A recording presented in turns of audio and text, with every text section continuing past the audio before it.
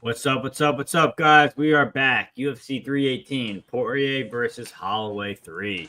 I'm your host, Picks by Pegasus. I'm here with Dravhy, Liam, our special guest, and of course, Key, back from his third vacation.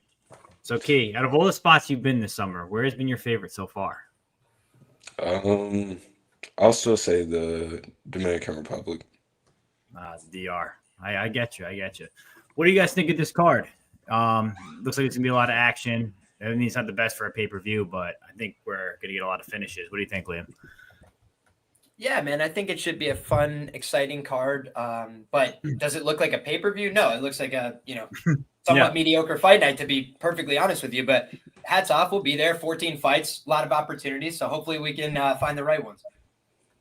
that's right. That's right. Drav, what are you thinking? Yeah, I think after the card is line at 1.5 rounds, so they accept violence, and I think we're like sometimes we see these type of card where we're like, yeah, it's not the best, but sometimes we see a lot of action, a lot of finishes, so it can be good. And with the time off we had, I'm never gonna complain after that. I just won fights back in my life in UFC, and we have a lot coming. So Dynamite Contender Series, everything. So yeah, I'm really excited for it, honestly. Yeah, big stuff coming around the turn. We're back. Discord. I'll drop the updated Discord link. I have it set to a 7-day timer, and then it cancels every week just because I've been getting bots joining our Discord. Dix, thanks for joining us. Liam's always happy to be here, right, Lee? So Key's not on staycation. He's back. Key got stretchered out of the bar like Romanoff. What? That's it. That's it. All right, pay-per-view time. Yeah, Key couldn't miss it. Again, can't miss a Carly Judice fight. All right. Peg is so excited to talk about that fight. Yeah, I am. So, all right, let's get into that. They changed all the buttons on here, so I got to see how to screen share your screen. All right, our first fight of the night here. We got Carly Judice versus Nicole Caliari. Caliari 8-3, Judice 4-2. 26 versus 28 years old. Line on these two ladies, you can get I think you get Caliari anywhere from plus 260 to plus 275. Judice now anywhere from minus 330 to minus 365. Low level girls fight. Key, we'll let you take care of it. Welcome back. Who's going to win this low level girls fight?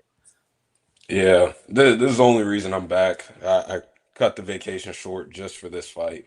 I have 4 units on Ernesta versus Caliari, and I bet Caliari on Dana White Contender Series, and I played minus 310 and minus 450 on Carly Judice against Dubin, and I also played her ITD at plus 210. I think that those were crazy numbers, and I think that this line has caught up and has a little bit of recency bias because I'm old enough to remember when people were making actual dog shot arguments for Dubin against Judice. And now one head kick, and now all of a sudden everybody wants to parlay Judice. This is pretty interesting. But I think that Judice is legit and the real deal. I've been high on her ever since their Nesta fight. I think that she's gotten tough matchmaking with the Gabriela Fernandez fight, in a fight where she showed very well, in my opinion. I think Gabriela is probably the most physical striker there is in the division, and she showed herself very well. I think in this fight, Cagliari in my opinion, is a gas bag. I don't think that she has good cardio at all. I think that there's not much process on the feet other than just throw hard and swing big. The grappling, I think Ernesta made her look better than she actually is grappling wise. Cagliari will sell out for arm bars off of her back. Part of one on Dana White Contender Series doing just that. But I don't rate her actual process much at all. I think Judice is the better fighter, much better cardio. The diversity in her striking is just beautiful. I mean, it's really fun to watch. I mean, she is one of my top fighters to watch on the women's side because it's just so much going on. I think she has real rhythm in her boxing. I wish that she would be a little bit more defensively responsible, and maybe that's something that will catch up with her as she ages on, and hopefully that's something that she can clean up in her game. As she does get hit a little too much, but she has a good chin. She's durable. She's tough. And there's nobody that's going to outwork her. So I think that Judice wins this off of volume, cardio. The takedown defense that we have seen of her, if you look back at some of her regional, even amateur fights, has been decent.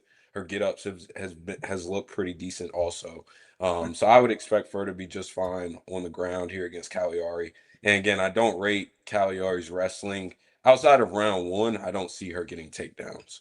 And on the feet, Judice is the longer fighter. She's going to be able to use that jab. The reach advantage is obviously there. I think it's a 6-inch reach advantage. Yeah, 6. So I think that Judice will look all of what her price tag is. Caliari maybe has some moments early. Peg better pray to God she wins round 1 for a spread of the week bet. But I have a feeling that Judice might pack her up in her home state here. That's actually, so we'll go right into that. Spread of the week this week, plus 130 is Nicole Caliari. Exactly what he said. I think that first round, she wins at a pretty high clip. Sure, Carla Judice is going to be the better striker. She's going to be a lot bigger than her. She's not going to be stronger than her, I don't think. But what we saw in Carla Judice's fight against Ernesta and against Gabriel Fernandez is that she can be taken down. Is she hard to hold down? Yes, but I think, like he also mentioned, Caliari is also a very advantageous grappler when it comes to jiu-jitsu. We watched her, what was it, heel hook, La Framboise? Is that how it pronounced? Dravhy, the girl that she fought? Either way, that girl, she's a jiu-jitsu black belt, and she got ankle picked and heel hooked in 90 seconds. So she's obviously very good on the ground. I think that she will have wrestling success here. On the feet, we don't want to be on the feet. I can tell you that right now. So this is going to be a risky one for spread of the week, but I'm going to definitely take the shot on Caliari plus 3.5. That's where I'm sticking it. Dravhy, what do you think? Yeah, I mean, I think you saw the fake tits and the fake lips, and you were like, "Let me bet this." I don't know, Peg, but I don't think she's bad. Like, let me say that right now. I don't think she's bad, but when you have an OnlyFans, you have fake tits, fake lips, and you know trying to win fight in the UFC. Long term, I'm not sure about it, but we'll see. Maybe I'm wrong. I don't like. She's a BJJ black belt, like you said. Her grappling is fine, but her cardio is not really good. And I'll say that I didn't think her striking was good at all, but after her last fight, I think it's actually pretty decent. She's swinging the pocket, and she's not gonna like quit, But considering how good I rate Judy's striking, I think her volume for the division is insanely good. But also, like he mentioned, she's pretty durable, and she also carry power, and her cardio is really good. Like the fight that she lost on Dana White Contender Series against Ernesta, by the way, like one of the best fight women's MMA on Dana White Contender Series ever I've watched in my life. That was an insane fight, but she took that fight on short notice. I think people tend to forget, she was winning early and she slowed down a bit in round 3, but I mean, she took that fight on really short notice. And I think, correct me if I'm wrong, T, but I think it was the first time she got in a fight after the first round in that fight. Yeah. Correct? Yeah. And she took that on short notice and went to war. And she was still not experienced in MMA. So now we're seeing her growing in the UFC, going to 15 minutes against girl like Fernandez. And in her last fight, she got a big KO. Her kicks are pretty good. Her head kick's going to be money here. And I just think I trust her to land more. Like she's going to double or triple up Caliari on volume. And her takedown defense to me seems pretty strong. So if she can get her down, I think she's pretty much fucked. And especially in round 2 and 3, I think she's going to get cooked. And Judice also goes to the body, which I don't think is going to help Nicole because she's going to slow down even more. So yeah, to me here, it's a Judice spot. I think that she could potentially knock her out. And if not, I'm really confident that she's going to land more volume. I don't think she's going to get submitted, honestly.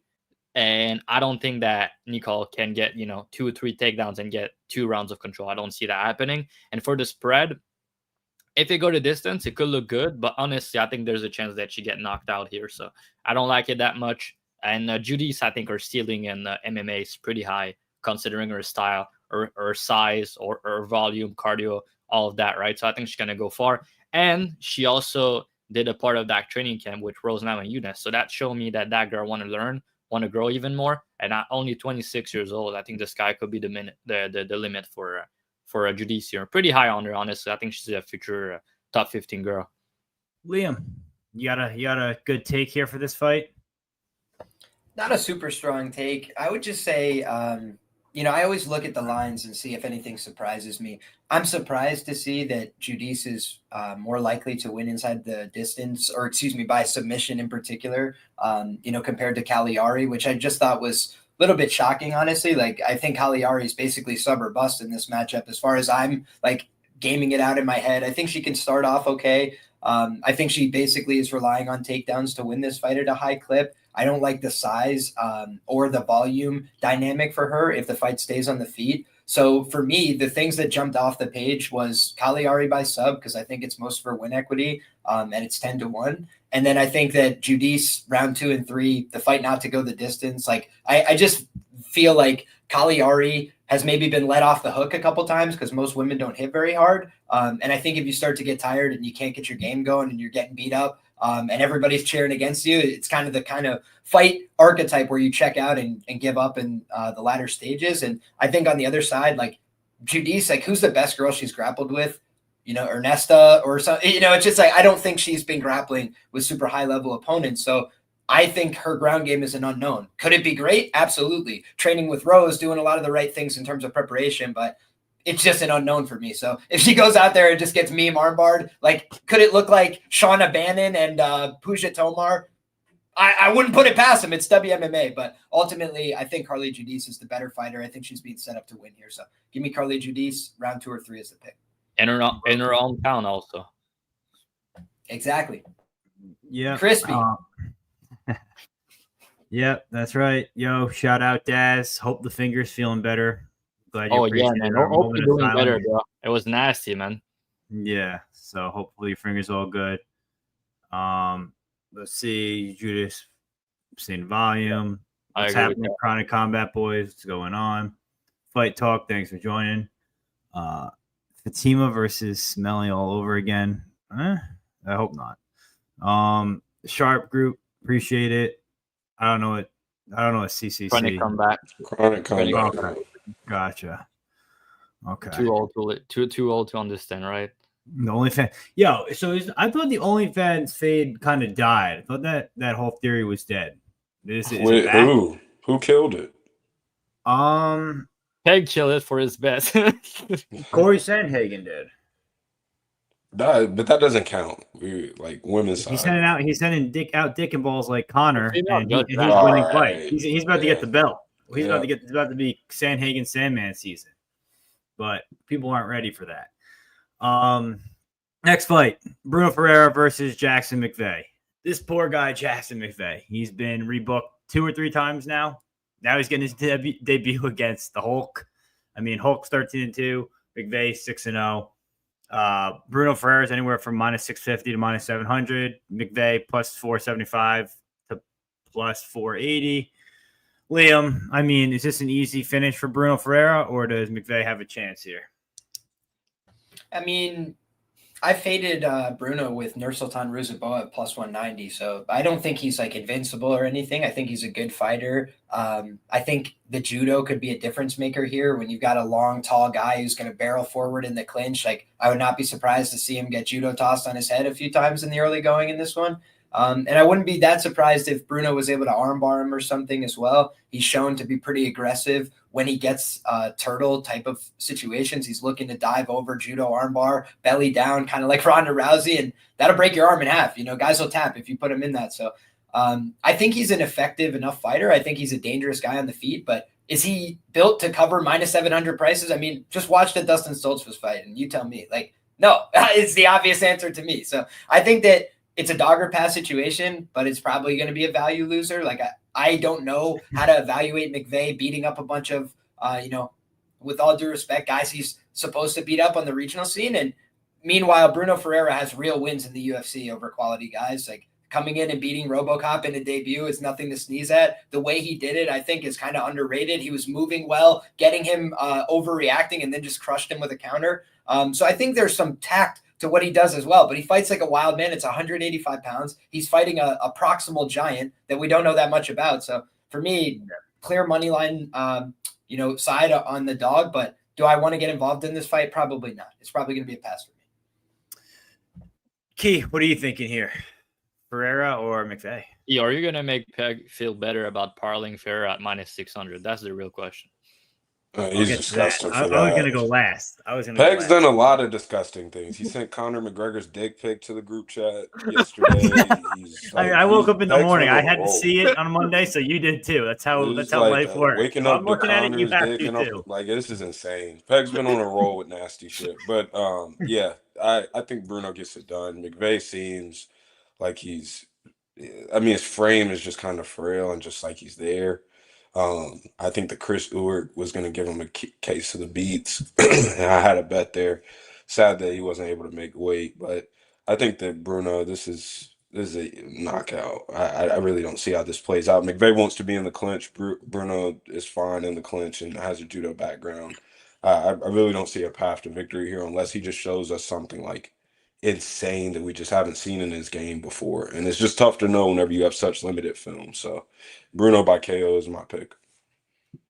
Yeah, I tend to agree with you. I mean, I think he's live for a submission as well. He's gonna be able to do whatever he wants here. It's just a levels game. I will say I'm excited to see McVey's next fight in the UFC when they give someone, substantial and more on his level where he can actually put a fight together and everything like that. I feel like they're just kind of feeding him to the wolves here with Ferreira, unfortunately. So I don't know. I think minus 600 was fine. I think it's gonna find the finish pretty easy. Yeah, I think you're lagging here, Peg. But yeah, I mean, I don't know too much about this McVey guy, honestly. Like, he's a big dude for the division, good in the clinch, and seems pretty dangerous. And he's only 26, so he's going to be improving. But to me, he's still a big unknown. I don't really know how he's going to perform to this level, honestly. And Bruno has shown ability to win fights by impressive fashion, but also, losing by finish in some other fights. And, when you look at the size difference between the two guys, like Liam said, it was kind of similar to the one he had against Nursultan when he was also a decent sized favorite. So I just think that the guy, honestly, Bruno, is the type of guy you want to bet at close odds or when he's an underdog because of how dangerous he is. Like, his judo's good, his BJJ is good. He has the power, obviously, but he's undersized for the division. His cardio is not the best either. But when I try to look to fade him, I want to fade him against a guy that, has proven cardio and durability. And I just don't know that about McVey, honestly, at this level too. So I don't know if you guys found the decision fight that he had on amateur that lasted 9 minutes. But if you did, let me know because I couldn't find it personally. And I don't think so. I think I looked for it last time when he was supposed to fight Ewart. Yeah, I didn't find it. So I just think we're missing information on this guy, honestly, which because of that, I could only bet him, because he could be really good. I don't think he is, but I can bet against him at minus 600 if I don't have the data that I need, So it's dog or pass, but maybe the under 1.5. Both guys are really, massive finisher early and, it's minus 220, minus 50 though. It's not great. I don't like laying these type of price for under 1.5, but I think this one should finish under 7.5 minutes for sure. Yeah. I think that's pretty much everyone went on this. We'll go back in the comments real quick. Talking about the OnlyFans fade being dead. Aylin Perez, Chase Hooper. Holy fuck, you're right. Aylin Perez. Jalen Hill. Angela Hill. Jalen Hill. Bruno Moneyline never pass. Bruno ITD because he might sub or 2KO him. Yeah, but it's the odds gonna be like minus 300 or something for the ITD. That's the thing. You can't really play that. Free moose meat. Finesse the book. What's happening, brother? Thanks for joining. Pepe leans over. Clinch Jesus. That's funny. Possible. But funny. I think he gets murked here. Maybe next time. All right, next fight here. My computer's lagging every time I try and switch tabs. Let's see. Share this tab.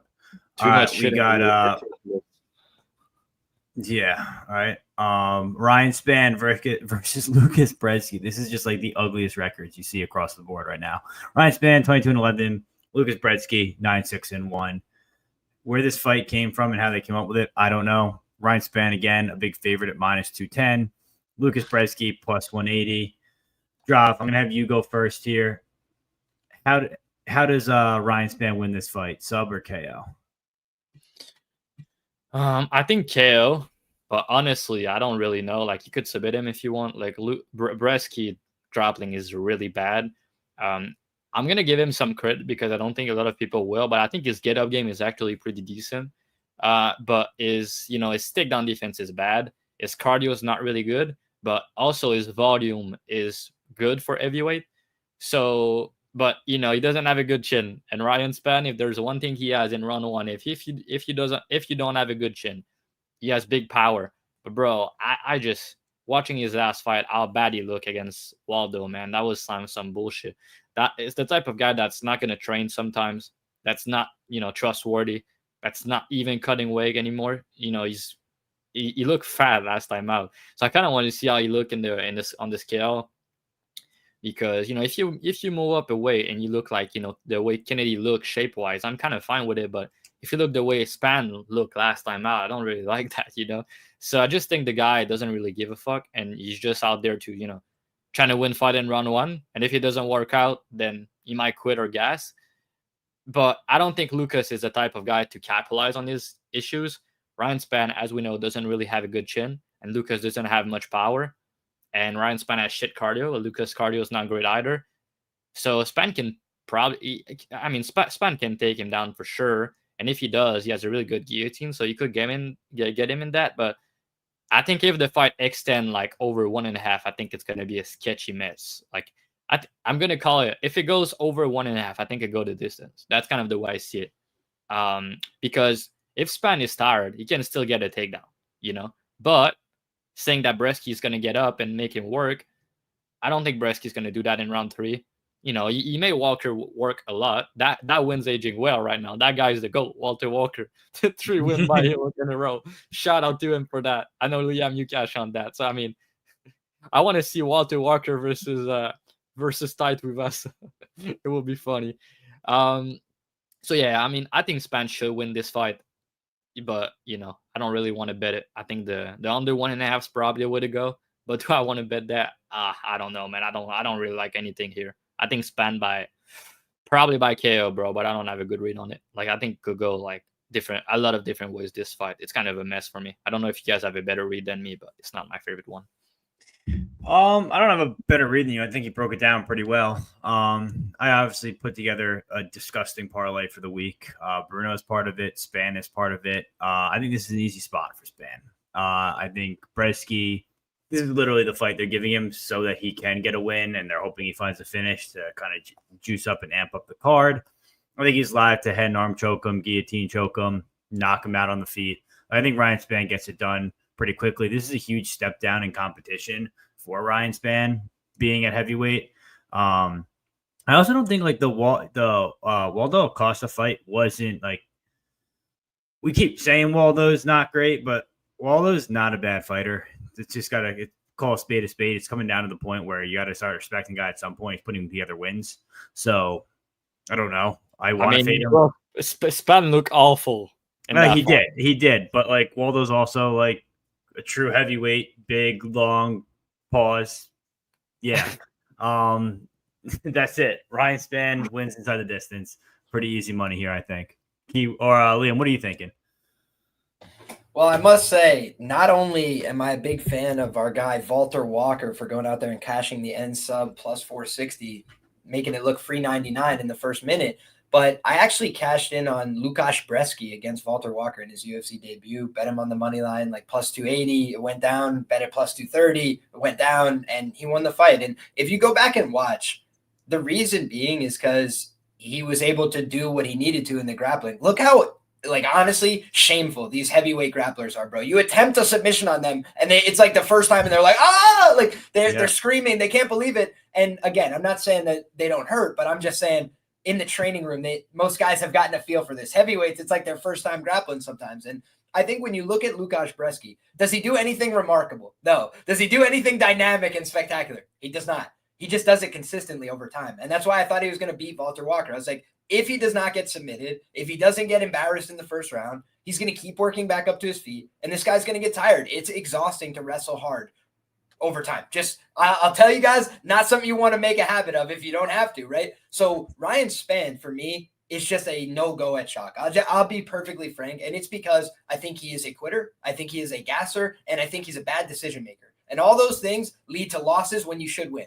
And when you look at Lukasz Brzeski, he got knocked out by a bunch of guys who, frankly, are better athletes than he is, right? Just guys that hit harder. That exact thing could happen in this fight. But if this fight gets out of the first round, I think Łukasz Brzeski becomes a live favorite to win this fight by the end of the second round. And it's because I don't trust Ryan Spann in extended fights. This guy went to split draw with Sam Alvey, right? The ghost of Sam Alvey. The guy has been on life support throughout his entire UFC career. And somebody asked, why would they book this fight? I can tell you my God's honest truth. I think they looked at the UFC roster and said, is there anybody that Ryan Spann still has a chance of fighting and beating? And they found Łukasz Brzeski. They're like 1-5 in the UFC. Like pull him up from the roster. And the thing is, he should be 2-4. I just don't think he's trustworthy to win this fight. So like, could he beat Brzeski? Yes. Do I trust him? No. So for me, the angles are like Spann early, or Brzeski in everything else, right? Round 2, 3, live, decision only. Like I could think of like 10 different ways that I would look to the Brzeski side here. And it's just because I think Ryan Spann is that bad. Like I just, when you look at his wins on paper, he can knock out guys like Dom Reyes. That's a fantastic win, but he could lose to anybody. Like he just strikes me as that guy. The Johnny Walker fight, I'll never forgive him. That fight is ridiculous. It's embarrassing. He's disobeying his coach. His coach is like, please don't wrestle. Please, I'm begging you. I'm praying. Please don't do this. And he's like, here I go again. And he just gets TKO'd along the fence from a guy who he had on skates. So I think he's a really bad decision maker. And for all those reasons, I think Brzeski, if he don't die, he's probably going to win late. So whether that's round 2 and 3 taking over or winning in the finish in round 2 and 3. He's fluky, kind of like Kennedy is as well. Kennedy and Chukwueze, same kind of concept where like he could come out with a fluke loss very easily, which is something scary to do when you're betting him at -210. Beck is already regretting his bet. No, I'm happy with it. I think he's going to finish him in round 1. I kind of agree with like Liam said. If it's going out to round 1, then I'm nervous. But as long as the first 5 minutes are there, I'm happy. You're always the type of guy to lose these type of bets too. What do you think? I think Spann round 1 is just pretty obvious here. Not much else to say. This is an absolute shit fight. I don't want to see either fight. Okay, thank you. Thank you for joining us. All right, this is Tafa Tuco last week. Spann against Krylov. I mean, that's just a totally different story. Krylov is levels above him. Brzeski cashing against Walter Walker. Great cash. Waldo is fighting Pavlovich. That's kind of crazy. Kennedy did panic tap. Also, did you see how bad that like shot in on Kennedy was? Like he swung like a horrible combo, got him up his back against the fence and just dove on him and then just fell on top of the leg. It was the craziest thing you've ever seen. You know the best part? If Walter Walker just kept throwing punches, he knocks him out in the first round. But he was so committed to cashing my end sub bet, he just shot the takedown anyway. I was like, I appreciate you. Thank you. Yeah, he was on Kennedy 2-3. Just wrote in the chat, GG's. It was so funny. That shit was like insane to watch. So. Bro, I just laughed my ass off. It was crazy. Like everybody always was like, he's not gonna like get another heel hook. Like that's just not gonna happen, and he just does it. Because Kennedy's posting all this shit about him being at BJJ tournaments and all this fucking training. He's posting himself in the gi and shit. And first exchange. Leg lock. Like, shit is crazy. I mean, he was cranking it. Rolling leg entanglement from standing had to be like plus $1 million before the fight, Setting up a fucking figure 4 lock on the fucking mid thigh from standing is fucking crazy. Give him Tai Tuivasa.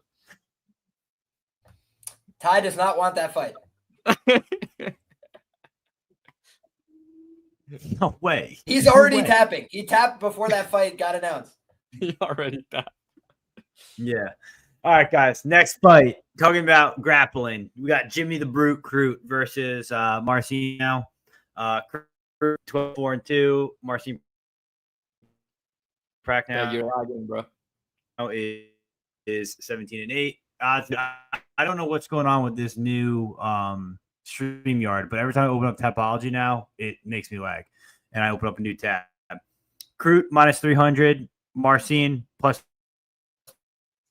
250. Who did I just have to go first there? Did I drive go first there, or Liam? I did go first, I think, the last fight. Liam, you can go first on this one. Sure thing. And we're talking Liam, go first here, right? Jimmy Crute. So Crute, yeah. Correct. Yeah. And when I look at Crute and Prachnio, I don't like either of these guys, honestly. Like, I think they're both pretty bad. I think they're both a little gassy. The dynamic offense, though, is definitely on the side of Crute. So early on, like, I think Crute is probably going to dominate this fight really easily. In the first round, I think he could throw him around. I think he could probably even land some decent shots on the feet. Crute is just not a guy that I want to trust with my money. He's a guy who's, in my opinion, very defensively irresponsible, a known gas bag, a guy who hasn't really won a fight in a long time. I think he took 4 strikes from Jamal Hill and it all broke his face. Like the guy is just standing there, hands not really in a great place to defend, just getting hit pretty clean in a lot of these fights. And I don't think Prachnio is like some electric striker. Otherwise I'd bet him. But I just think when you're getting kicked in the face at 205 pounds, like you could absolutely go to sleep from that. So for me, like Marcin Prachnio, I want to fade him against guys I know can push for 15 minutes because I know he will break. I had Vitor Petrino sub or decision as like an angle in that fight because I was like, he's going to push him and Prachnio will break. I just think Jimmy Crute, like if he can't win this fight, he absolutely should retire. I know he's like threatened it in the past. Like, bro, if you can't win this one, call it a career. It's all good. We'll all love and respect you for what you did in the past. But when you just look at like Jim Crute should have been on a higher trajectory than he is. He looked like he had more skills. He's submitted good guys. He's taken guys down, dominated on the ground. He's looked like shit in recent years. So I think that this is a make or break fight for his career. And for that reason, I'll pick Jimmy Crute to get it done via stoppage. But if I'd bet anything on this, it would be like $10 on the draw and hope that Jimmy Crute does another one, Yeah, I played the under here. Under is minus 135, 2.5. I think if Jimmy Crute gets the takedowns, he's allowed to sub. He's allowed to get on top and ground and pound. I mean, he's got a decent chin. Prachnio probably is not going to knock anyone out, but if he does, it's possible. But I don't know. I think Jimmy Crute is level above on the ground than Prachnio is. I think it's just going to be like a Kimura or a sub, or some sort of sub with a ground and pound be there. So I'm just playing the under, not get involved on the money line side. What do you think, Key? Yeah, Jimmy Crute. I think he's good here. Prachnio is the funniest watch to go through for tape. Like it's absolutely hilarious.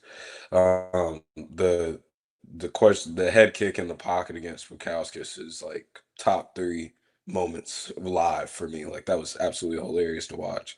I think the Crute can win on the feet here. Prachnio coming from a torn bicep, I believe. They had this book for 312. The UFC's been trying to get him this win.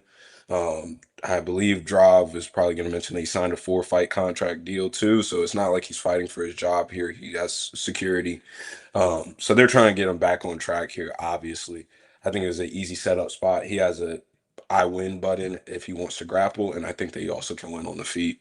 Leg kicks is literally the only path here, in my opinion, for Prachnio. Crute can be leg kicked. We know that he's had knee injuries in the past. So that's the only path that I see here, truly. But outside of that, I think that Crute runs him over. Dravhy, what are you thinking? Yeah, I also agree, man. I think that it's a really good matchup for Crute. And if you look at it, probably one of the best matchup he had in years, right? Because Beato is a really good grappler, honestly. And I know he can get hurt, but he's not easy to finish. And he has really good cardio. And if you look the other fights that he had, like Menifil, right? Menifil has good takedown defense. He's strong and he's way more dangerous than Prachnio, right? And he was taking Menifil down early in the first fight, by the way. Like he was able to get takedowns. That was pretty impressive to me. And then, after that, he got killed by Hill, obviously, who's, Hill would do bad things to Prachnio. When he was in his prime, by the way, not like the Hill that we know right now, which is, unfortunate, but and yeah, the Smith leg kicks, like that's concerning to me, obviously, because Prachnio, he's a karate guy and he has I think his leg kicks are good and he's a technical striker, but he's a really bad grappler, man. Like Liam he didn't talk about it, but the way he got submitted against Bukauskas, bro, like, I mean, it's really bad. Like I'm a white belt, I don't tap to that, bro. Like I think it's gas more than like anything. Yeah, it was like he's gas. just a guy that if it's round 3 and you're on top of him, he's like, yeah, thanks anyways, get me out of here. It was gas, that's fair, but also, man, that's like terrible the way he got submitted there, especially against Bukauskas, bro. And yeah, the way I also saw that, Bukauskas attempted with Kimura in that fight in round 2, and I also saw Petrino also did try Kimura on him. don't know if you guys spot that, but Crute is really good with that Kimura. He got 2 in the UFC. And if Crute gets on top of that guy in any rounds, he can Kimura him like easily. I think he could make him like tap in 30 seconds.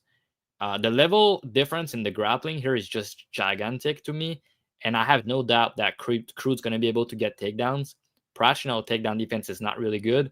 And his get up is also bad. So even if Crute gets tired, like you said, Liam, you get a takedown in round 3. Prachnio is not going to get back up. And I don't think he's going to be able to defend the submission. Like Crute got a sub over Paul Craig in round 3, you know? So even if his cardio is not the best, late in fight, I think if he gets a takedown, that's the round for him and he could still submit him. And on the feet, I mean, Prachnio chin is not really good and Crute swing early. So that's possible that he knock him out or ground and pound. But bro, the way I see it is he's going to take that guy down early pretty easily and then get on top. And he's either going to get him in a Kimura or he's going to harm triangle him. That's really the way I see it, man. And I'm really confident in that. If Crute lose this fight, that's probably like, that's not the end because he still has, like he mentioned, 4 fights deal. I don't know, people, like I've heard some people said that it might be done for his UFC career. That's not true. Like he signed a 4-fight deal after his last fight.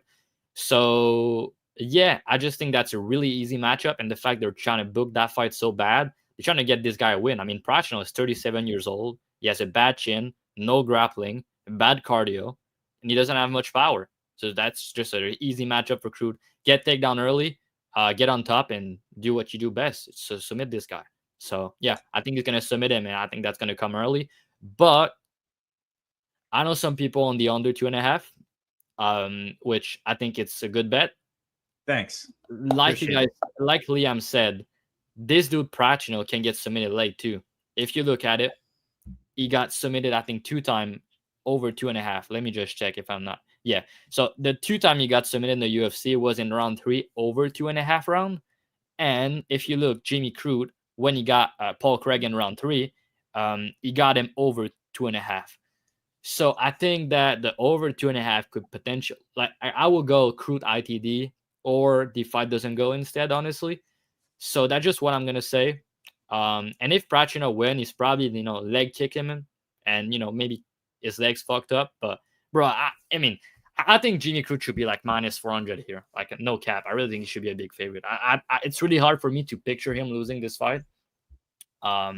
You will have to like fuck up really badly. So yeah, it's hard to be confident in a guy like that has not won a fight since 2020, but he's fighting Prachnio. So yeah, I think he's gonna beat his ass. Yeah, it's pretty much a Crute south spot. Crute south distance. Prachnio is better than Jamal Hill by transitive property. Wild. Crute does have the Lord on his side. Himmy Crute, I like that. I mean, I think this is just a clear setup fight for Crute. Hopefully, Crute's legs don't go out again. That would be kind of crazy. Yeah, but that's like the only concern, honestly.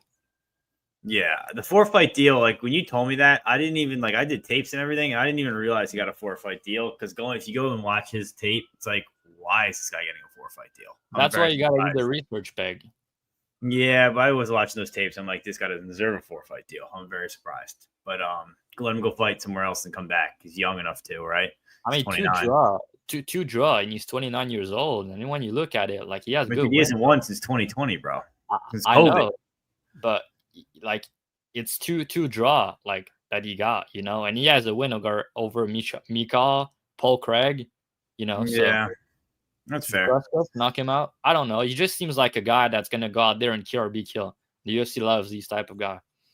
Yeah, that's fair. All right, next fight we got is Adam Fugitt versus Islam Dulatov. Dulatov's 11-1. He's a model. He's 26. Adam Fugitt, he's 10-4, and he's 36. Odds these two gentlemen. Dulatov is minus 600. Adam Fugitt plus 425. Key, I'm gonna have you go first here. I mean, this is Dulatov round 1, round 2 finish, right? Yeah, we have the Versace model versus your regular local soccer dad. I think the Dulatov runs through him. But Fugitt is a tough guy. He finds ways to win. He's at Fight Ready. I believe this is his first fight after being at Fight Ready. Yep. The Quinlan fight may have been, but I believe this is his first fight. He's dealt with some cancellations. No, I'm pretty sure he Oh. was at Fight Ready for the Quinlan one. Okay, so yeah, so Yeah, I think that but this is a good look for him. But I think that Dulatov is just 10 times faster, 10 times more athletic, physically gifted. Um, I don't really know how Fugitt finds a way to win here outside of Dulatov just gassing out after whooping his ass for a while. But I think that Dulatov probably gets it done around round 1 or so. Yeah, I tend to agree with you. I feel like they're trying to set up a spot for this guy Dulatov. They like what they see. He's a fun fighter to watch. He's got constant pressure, long strikes, even though I don't think he has a longer reach here, believe it or not. I think Fugitt actually, the longer reach belongs to Fugitt. But yeah, I don't know. I think Fugitt's a little bit over the hump here. Don't get me wrong, he's a dog. He's like kind of like one of those guys that you like to bet at big plus odds, but I don't think this is the spot to do it. Liam, what do you think? Yeah, I mean, the Quinlan and Fugitt fight, I didn't take away a ton from that. One thing I want to know before I make any decisions about this fight is why exactly Fugitt pulled out of the Billy Goff fight that was booked for February this year. I don't remember. I thought it was ribs. Can't recall it. Something with his ribs. So yeah, that doesn't sound promising. I'll be honest with you. Yeah. And looking at Dulatov, I think Dulatov is a future fade. I'll point that out now, just because watching him fight, he does seem like a guy who just redlines it, like looking for the finish super aggressively, taking a lot of chances, getting in exchanges. And frankly, I've definitely seen some grappling footage that makes me think the best guys in the division will have their way with him on the mat. But with that being said, I also have seen enough to think that there's a massive difference in terms of the dynamic physical abilities of these two guys. Size difference also favoring Dulatov. I think there's a confidence difference in favor of Dulatov as well. Like, I just think he knows I can come forward and fuck this guy up, and he's going to have to take some chances to even do damage to me. So I think Dulatov is going to come out here and finish him in probably the first 7 minutes. But if he doesn't, like, I do think the way Dulatov loses in the UFC will be in rounds 2 and 3, because I think the guy is just selling out for first round finishes, and it's not super sustainable long term.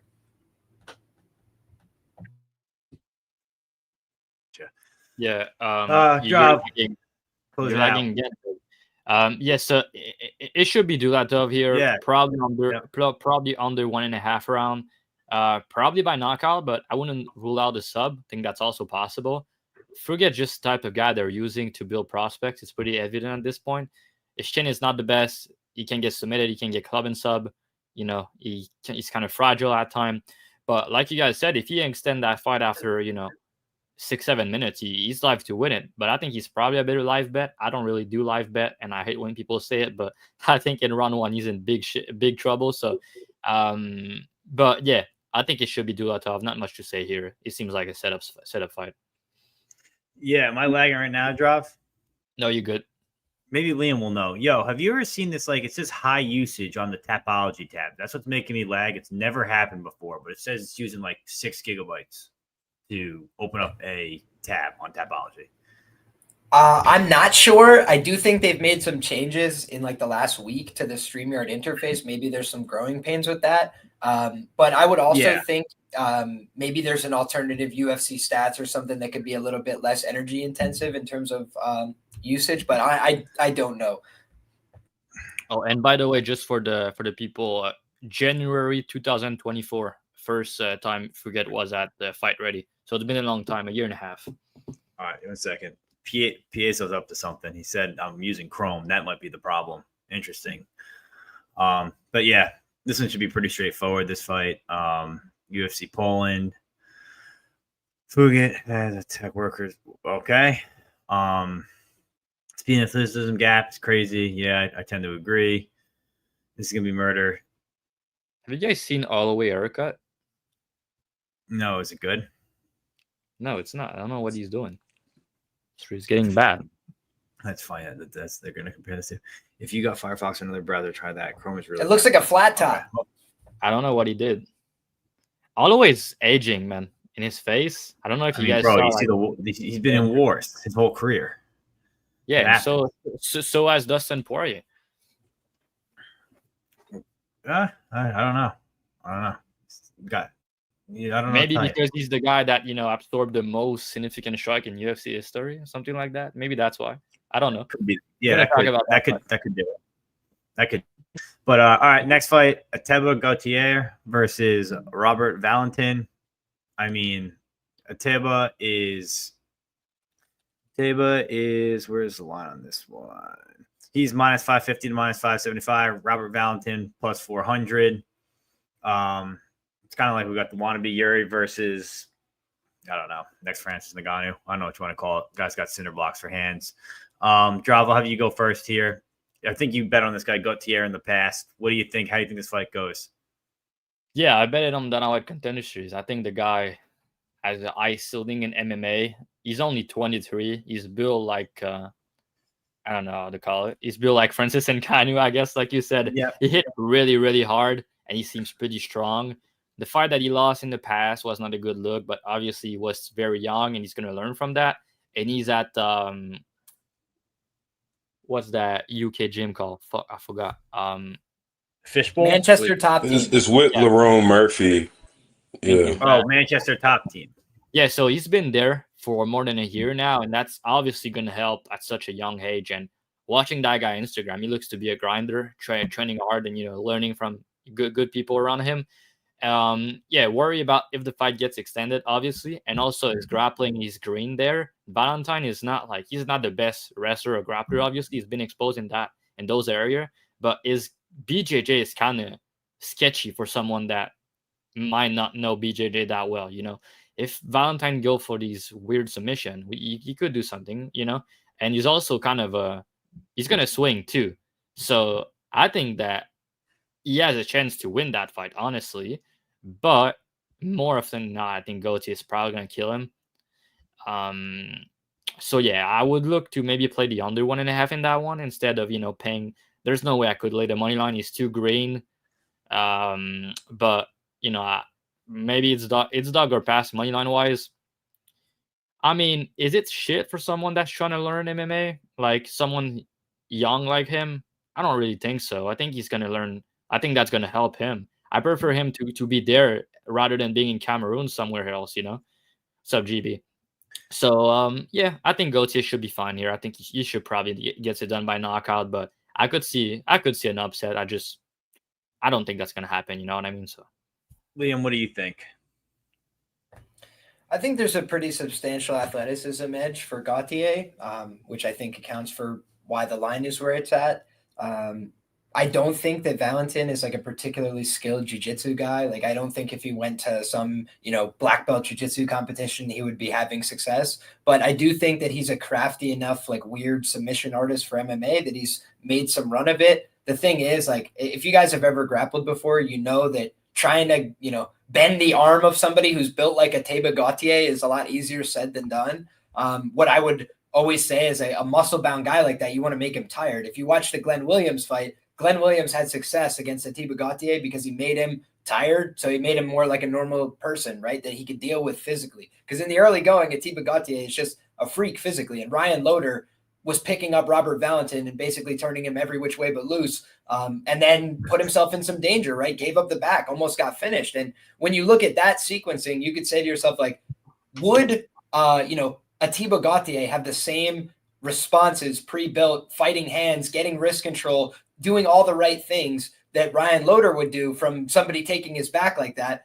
I'm honestly not sure. So for me, I do look at this as a dogger pass situation. I'll probably be looking at some props if I was to get involved on the Gautier side at all.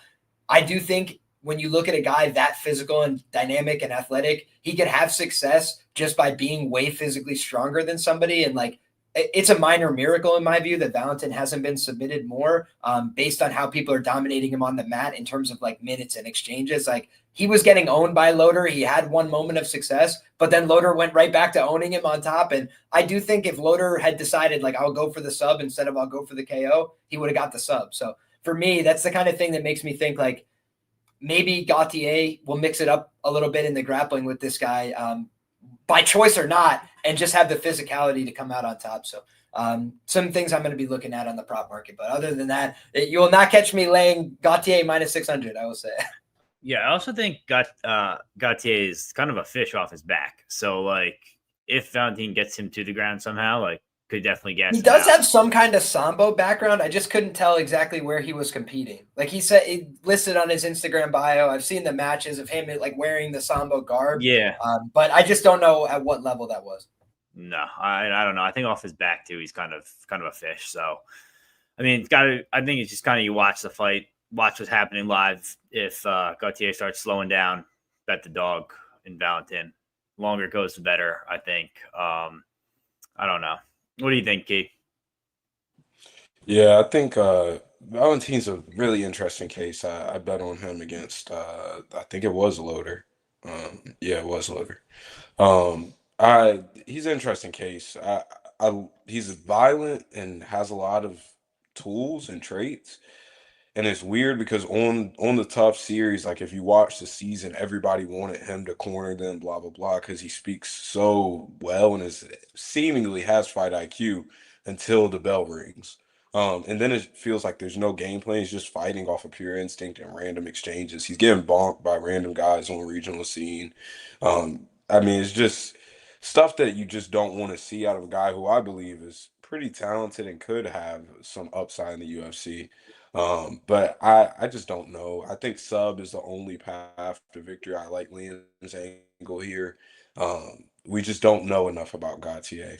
And I see somebody in the chat talking about Gautier having more upside and being better than Mansour Abdul Malik, and I believe so. Gautier is patient, it seems. The jab is money. And usually with guys of that build, you see them just throwing big hooks and solely relying on athleticism. But it's obvious that the work at Manchester top team has done some solid work for him. And he's talked about Lerone Murphy being a huge figure for him. And we know how good Lerone Murphy's fundamentals are and how high IQ of a fighter he is. So I have to imagine that Atiba is going to continue to get better at a fast rate here. Um, it says that he's 23. I'm not gonna sit here and say that I fully believe that he's 23, but nonetheless, I think that he's a good prospect in the sport. And I think that he's gonna get it done here. I was looking into a Valentin dog shot here, but I just can't get to it. I think that Atiba gets it done at a high rate. Valentin just isn't able to where take shots that I think that he would need to take here. So I think Atiba gets it done inside the distance. But as Liam mentioned, if Valentin ends up getting into a sticky grappling situation or something and finds the back, this could get very interesting very fast. So I would stay away from this fight and just see what happens. I think there's a fight to just take notes on. Yep. Champs like Swiss Yuri here. Manchester top team is shit. We went over that already. Liam, they think we're long lost brothers. Funny to see. He's probably the beard, I would guess. He is Gautier's obviously an athletic athlete. Better prospect than Abdul, that's what Key was talking about. Striking is getting better. Gautier by decision. I'm interested to see what that prop is at. I'm assuming it's probably Pepe is a madman. He goes Gautier decision, and he goes which one he Brzeski said? Decision, right? He said Brzeski decision, No, right? You said GTD for Spann, right? You didn't say like Brzeski, but I mean, one of them could hit. Like, I'm not gonna lie, one of them could hit. Like, they always price the GED like the Spann one is plus 500.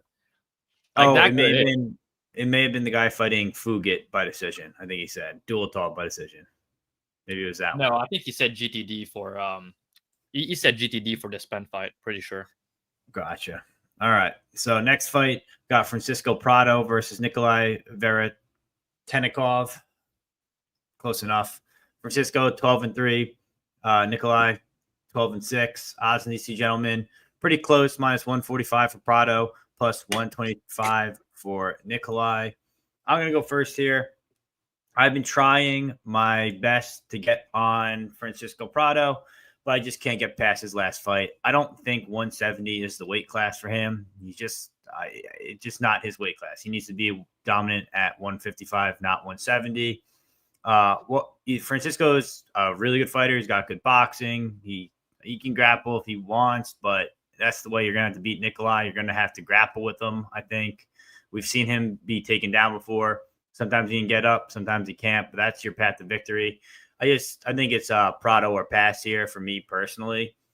Seem we get a better line on Prado, like around -125 if money keeps coming in on Nikolai. But I think that's the only way I play Prado here. What do you think, Liam? Weird fight that I don't really give too many shits about. I will tape it at some point this week. It's definitely towards the end of my priorities list. I'm not super high on either guy, but I will just say, like, the quality of competition that Veretennikov has lost to seems to me, like, on paper to be, exponentially better. Veretennikov lost to Austin Vanderford, who's still a bit of an unknown, but he's a big guy. He's a strong guy, 185-pound fighter. I believe, right? That was a catch weight of 175, but he's fought at 185 before as well. Danny Barlow, a guy that's lost a little bit of his luster coming off of a loss, but certainly a guy that was hyped up coming into Contender Series, split decision type of fight. And then I remember the Michael Morales fight. Veretennikov came out and was doing very well early. It was just that Michael Morales said, time to turn it on. And he was a big young kid, and he was so physical, man. He just started wrestling him. And Veretennikov is not a very good wrestler. That's like his big flaw, I would say, as a fighter. And he got exposed by Vanderford really bad as a result of that. Michael Morales at 19 was like picking him up and turning him ass over tea kettle. But Prado's not a wrestler, and Prado's actually a bad wrestler. So I look at this fight and think to myself, like, who's the better striker? Maybe Prado by a touch, but like I honestly don't feel confident saying that. He's been outlanded on strikes in 3 or 4 UFC fights. Veretennikov on the other side, like I think he can compete in the striking. He's getting up there in age, but ultimately he's had more relevant experience. And if this fight is a grappling fight, like what's to say Veretennikov's not the better grappler? So that's the thing that just keeps me off this fight. But I lean towards Veretennikov as a dog pre-tape. Key, what are you thinking? Yeah, I echo a lot of what Liam said. One, this is a fight that I probably will not get into. But if I have to lean away, I think it's Veretennikov. Prado is just one. I don't think he should be in the weight class. And the move is, in my opinion, just poor career management in general. And I get he has a fucking head of a boulder, but like, there's got to be a way this guy can make 155 consistently. 170 is just not the weight class for him. I think Veretennikov leaves a lot to be desired, but he's somewhat, I mean, I wouldn't say very, but somewhat defensively responsible. He's not going to take a bunch of chances. He's low volume, but he finds the shots. I think if this ends up as a close decision, dog or pass. Dravhy, what are you thinking? Yeah, it's a hard fight to call, honestly. Because in a way we have Nikolai who's 35, and probably not going to make many improvements from there. And we have Prado who's 23, who's likely to improve. Prado was at ATT for a part of his last camp, and he's not there anymore. I don't like that as at his age. And especially because these Argentina fighter, where they train at, sometimes is not the best training partner, not the best resource. And the fact that he's not trying to make 155 anymore, I don't know what to think about it, but I don't like it because his reach is like, if you just scroll down a bit, Peg, let me just see the difference in reach. I know it's massive. Yeah, 69 reach at welterweight. It's just not gonna work out, dude. Like, it's not great. And he's a punching bag also. Like, he's not really skilled. His skills are that he's pretty tough and he has some power. And I know he has some submission regionally, but I don't think he's gonna get takedowns here. And I think Nikolai is gonna win the clinch. And on the feet, it's gonna be close, right? But Nikolai is so much bigger, so I could only bet him. I think it's clearly dog or pass. But I've been on the worm with this guy. I know he looked good on the feet against Michel Moraes, but in his last couple of fights, he just seems like he doesn't throw many combination. Like, he's kind of one shot at a time, and he's just not impressive to me. But yeah, I agree with that. I think he's probably going to win a decision. I think it's going to be probably a 29-28 competitive fight, but I don't see any guy getting finished. I think we're looking at a close fight here, but I think even with the age difference, considering the size and the clinch and the fact that I think he has more tools than Prado, he should win. But Prado's gonna swing, man. He's gonna swing. He's gonna go for it. But he's slowed down too, Prado. I mean, I don't really like his skill set. He should be at 155 and take a year off. and work on his skill set at a good gym. I think it will be good for his career, but he might lose this and get cut, but we'll see. If you get a I'm nutritionist, not, get a nutritionist to make the weight. yeah, probably not a bad idea. He loves to post his body on Instagram. Like, he loves to show his body, like, in every pictures, but I don't know why he's not trying to focus on it and make weight at 155. Will be a good idea. He's also only 23, so no, he's got time to turn it around. Yeah. All right. Yeah, Nego decision. Appreciate you watching, bro. Yeah, this is just not a fight to bet on, to be honest. So, all right, next fight. Marvin Vettori versus Brendan Allen. Marvin, am I lagging, Drop, or am I good? You good? Brendan Allen 24-7, Vettori 19-7. Odds on these two gentlemen, you get Vettori anywhere from plus 170 to plus 175. Brendan Allen minus 200 to minus 205. Key, I'll have you go first here. How do you think this fight goes? I parlayed the over. I think this fight goes to an over at a pretty high clip. What do you think? Yeah, this is a weird one. They have bad blood. Allen stuck him in I think it was like a casino or some shit where they ended up fighting. Yeah, in the Hard Rock. Yeah, so I think Allen gets done here. I'm not an Allen guy. I backed him evolve against him. I think Allen's a quarter. If things aren't going his way early, I think that shit gets suspect for him. I do think that Chris Curtis won that fight, and I will die on that hill. I agree with you. But I think that here, Vettori is probably outmatched. Vettori's taken a lot of damage over the years. And it's just kind of Vettori's just been mid. Like, what is Vettori going to do to you every fight? Like, he's just going to be there with the chin and some decent boxing. And I know he's at ATT and has been there, but I don't see a bunch of improvements, honestly. I think Allen's a better grappler. I think that Allen gets it done, but I don't love the price at all. I think over's a decent look, but I'm just not. Allen's a guy who has suspect cardio late, and then Vettori, it feels like, is a taking time bomb until he gets deaded eventually. So this is just weird for me. I'll probably end up passing, but I think over could be a decent look. Yeah, I think the over, right? Both guys, decent grapplers. I don't think anyone's got punching power. Vettori's got a brick for a head. Allen's relatively durable. Pretty straightforward here, I think. Over is fine to play. Wouldn't really take a side. I guess if you're thinking that process, it would have to be dog or pass, but I don't know. I like the over. Liam, what are you thinking? I have been very close to clicking the Marvin Vettori side. I missed some of the best numbers. Part of the reason that I hesitate a little bit. Listen, Brendan Allen's fighting at home in Louisiana. I think that could be a blessing or a curse. You know, we've seen it go both ways for people. Sometimes it's too much pressure. He hasn't fought there in a long time. He's also on a losing streak. He's also a massive favorite. So it's kind of one of these spots where it's like there's a lot of pressure on this guy, and pressure makes diamonds. It also makes coal. And I don't know that Brendan responds well to pressure. I know that Brendan has been broken down before by guys who are not traditional finishers, i.e. Sean Strickland. I know that a guy like Marvin Vettori has been fighting, in my humble opinion, the better quality competition, broadly speaking. And I also look back at trends, right? And the trends say Marvin Vettori has not been a productive underdog in the UFC. He's 0-4. That's not a bullish signal, right?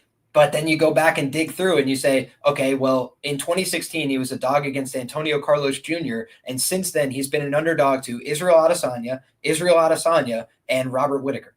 Yep. And those are three UFC champions that are all easily favored against Brendan Allen based on the current known information at the time that they fought, right? Because again, Izzy's a little washed now, granted, right? At the time he fought them, Izzy was the champion. At the time he fought them, Robert Whittaker was like a recent UFC champion. So I think that there's a little bit of credit and respect due to Marvin. That being said, he was favored to beat Dolidze, didn't do it. He was favored to beat this guy, didn't do it. Here's the thing, though.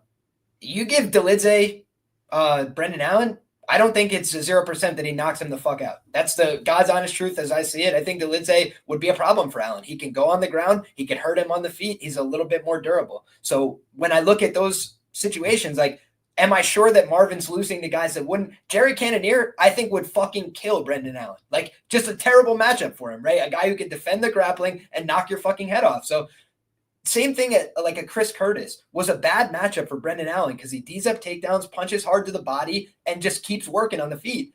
I think that Marvin Vettori meets a lot of the criteria I'm looking for. He's an ATT guy right now. They're the best gym in mixed martial arts as far as I'm concerned until proven otherwise. So it's like the guy's on the right juice. The guy is in a good situation. And Brendan Allen, by the way, is like traveling out to Chicago and doing some stuff at Valley Flow. And maybe that's all going to work out. For me, that's a little bit of an unknown. He's kind of stepping out of his comfort zone. Marvin Vettori is going to the most proven gym in the United States, working with Johnny Eblen every day and trying to get better at fighting. And he's 31 years of age. So I don't think he's washed. Yeah. I think Marvin Vettori, dogger pass, and we'll see if I get there. All right. Dravhy, what are you thinking? Honestly, it's one of the fight on the card. I don't have a good read on it. Like, just keeping it real with you guys. First of all, I mean, Vettori took 2 years off, took a beating against Cannonier, had injuries, and then he came back and looked like shit against Dulatov, right? Didn't do enough, looked really bad. Like, he looked career worse to me. People were saying he's washed. He's still young, but he took a shit ton of damage in his career, and he took a beating the fight prior. Maybe it was the ring rust. Maybe it was the damage he took. Maybe it's done. I don't really know, man, to be honest. Is he going to look really bad again? Or maybe that's a buy low spot and he's going to look the best or in his prime now because, he's fighting a better matchup in a way. I don't know, man. I think Allen is probably like one of the best grappler Vettori has fought in recent year, like the back take and the submission. Allen is really good on the back. Like, I'm going to give him credit for that. Like, he's really good when he gets there, and I've not really seen Vettori defend many rear naked chokes, so that could be a path for Allen. But on the feet, I mean, I really see it being competitive. Allen's, is going to compete with him, but Vettori might show a bit more. It's more durable, and I trust his cardio more. Like, in round 3, who do I favor? I think Vettori. Am I confident that Allen's going to land takedowns? No. And I think, weirdly enough, I think Vettori could potentially hurt Allen. I think Allen's chin is kind of weird. I know Vettori is not a good finisher, but is Sean Strickland a good finisher? Like, he knocked that guy out, right? So I think Vettori could potentially do some damage here, make it close, and it's clearly a dogger pass. I couldn't lay that price on Allen. And yeah, they have bad blood. Sometimes they're just going to stare at each other, do nothing, and sometimes they're going to swing, right? And Vettori, his brother died. He said that he won that KO. I don't really look too much into interviews. I try not to. But when your brother died and you said you really want to go out there and hurt somebody, and the way you're taking that loss that you had is, going into the gym, giving your all, and you want to go hurt somebody in the cage, like, that could go well. That could go bad. I don't really know, but that's just volatile to me in a way. So, yeah, I think Vettori is the side. I know some sharp guys on that side, but personally, I can click on it. I can do it, but I think Allen, unfortunately, is probably going to win a minus EV decision, and people are going to scream like, that was such a good bet on Vettori and he didn't cash. That's really the way I see it. But again, I don't have a good read on it. I can understand Vettori bet. I can't understand Allen money line bet though. What is the spread on Vettori? It's terrible. It's like minus 220. Makes sense though. Give him round 3 at a high clip. Makes sense. All right. Yeah. I mean, if he's that favored to like cover the spread, I'm not really sure how he's such a big dog. He's big dog. See, Liam, that's exactly what I was just thinking too. Like minus 260 on Bet Online. That's what I'm saying. So it's minus 260 to win one round. How can you make him plus 170 then? Because the market's giving Allen submission upside too. Okay. But I also don't think the line is right. Like, I think the line should be closer. Like, if anything, I think Allen should be like minus 150. I know there's value on Vettori. I just can't click on it. Yep, like you said. Yeah, you gotta watch the security footage to decide who's better on striking. Peter thinks Allen's level's better on the feet. Pepe hates the raccoon hat and the finger guns. Classic. That's funny. Yeah, I was hoping the spread would be 135 too. You and me both. Dixon doesn't know that it was a raccoon. Honestly, not a bad look. Yeah, honestly, like I said, I'm already on the over, but it feels like the over was too easy of a click. Could be my downfall, but we'll find out. We need Ryan Spann to get past Brzeski first before this comes into play. All right. Next fight is the prelims main event. It's a fan favorite, Vinicius Oliveira, lock dog versus Kyler Phillips, the Matrix. Odds in these two gentlemen, you get Kyler Phillips anywhere from plus 120 to plus 130. You can get Vinicius Oliveira, lock dog, anywhere from minus 140 to minus 150. Drav, is lock dog about to be forced into the Matrix, or is lock dog going to outdog him? Yeah, are you guys ready to enter the Matrix? That's really the only question you need to ask. Are you ready to enter the Matrix? Because I am. I am ready to enter the Matrix, and I think people are sleeping on Kyler Phillips. But one fight ago, people were calling him a future champion. He was minus 600 against Font. Now he's an underdog. He was minus 600, and you know what's also funny? The last time he was an underdog was against Shang Yadong. That was the only time he was an underdog in all of his UFC career. You want to know what's funny too? How many round one do you think Kyler Phillips has lost in his UFC career? None. He won all of them. Yep, I knew that. So now we're just saying this guy is a gasser. He's not good, and Oliveira is the guy, and he's gonna beat him easily. He's gonna beat him up and finish him or just gas him out. And Kyler gassed against Vaughn. He's gonna gas again, right? It's just lazy capping to me. I mean, is his cardio sketchy? Yes, but as he gas out and after, is he a round one fighter? I don't think so, man. He slowed down in round 3. Don't get me wrong, but if you look at it and you're trying to understand why did he gas and all of that, you want to know another fun fact? He never lost a fight in the big cage. All the times he's lost was in the apex. I think he needs the space to operate his game. That's one of the. He has a lot of footwork, a lot of movement, a lot of spinning shit. He looked career best against Pedro Munoz, right? And then he looked bad against Rafa. By the way, he grapple fuck him in round 1. He won that round easily, but then he gassed out. He slowed down, but Font was pressuring him. Font boxing is elite. People tend to forget, and also he was having a good game plan with Zahabi in his corner in the small cage, and Kyler kind of broke, right? So could that happen again here? I think so. Oliveira has good pressure, but I think Oliveira cardio is being overrated this week. I've seen that guy slow down too. He slowed down in his last fight. He pushed to it. He's a fighter, but I don't think this guy is a Merab cardio like some people are talking about this week. And I don't think Kyler is a McKinney cardio guy either. I think the cardio is overblown, and that's the only reason why the line is like that. I've bet Oliveira in his last fight. He was a big underdog, right? Matter of fact, he was an underdog in his last 3 UFC fights. Now they're pricing him a favorite. And I think Kyler Phillips, the best guys he's ever fought. Oliveira has been knocked out cold on the regional. You guys know that, right? He's been knocked out cold. The reason being, he's really hittable and he's cocky. I don't think his chin is bad, but he could get hurt. He could get clipped. That's gonna happen at some point in his career. And he just fight with his ends down, right? And I also think that Kyler could take him down. Kyler wrestling is really high level. He took Barcelos down. Yeah. Nobody, pretty much nobody does that. And his grappling is also really, really good. Could he submit Oliveira? I think he could, honestly. And now we're talking about the KO and all of that, right? Kyler Phillips, extra durable, never been finished in his career, and he fought better competition. So is Oliveira going to knock him out? I don't think so. So now we're talking about a guy who's minus 180, who's going to, I think, drop the first round, who's probably not going to finish, and is going to need to win the second and the third at a high clip.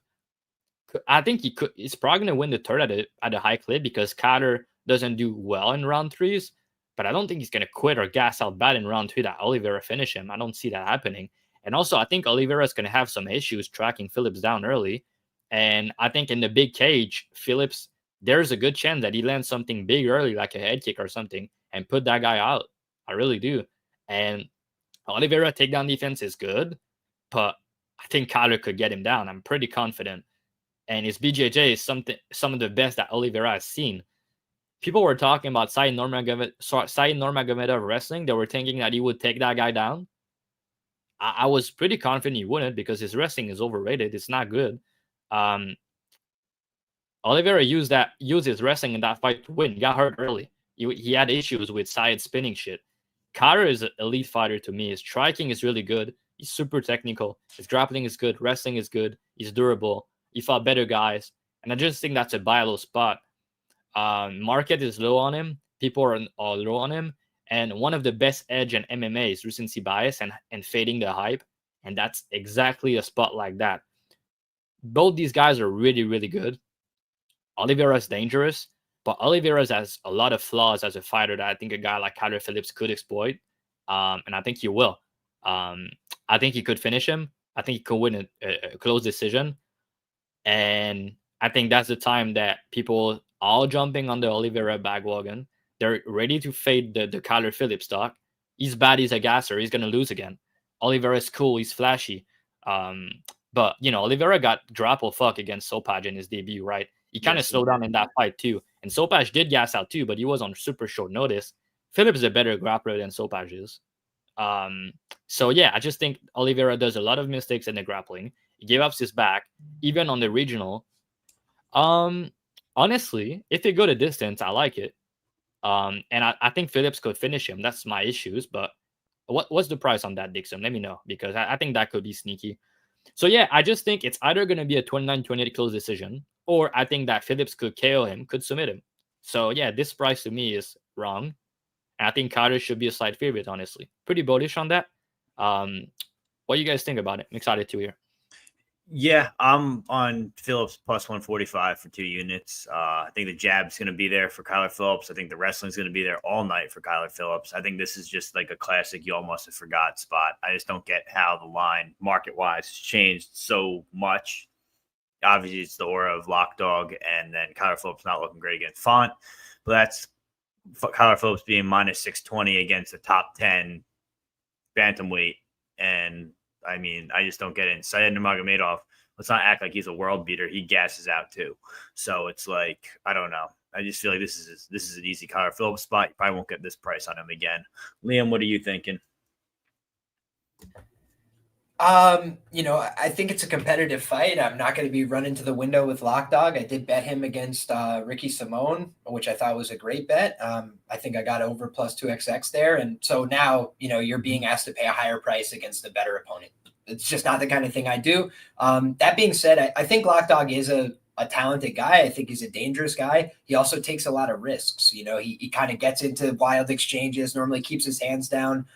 You guys mentioned the fact he's been knocked out brutally and out cold regionally before.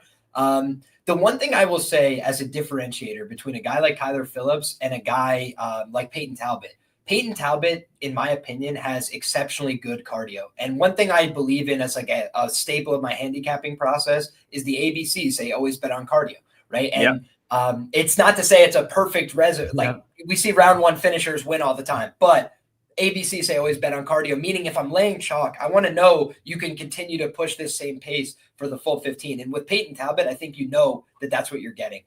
With Kyler, honestly, I was really disappointed by that Rob Font performance because he's better than that. And you just look at the guy over time.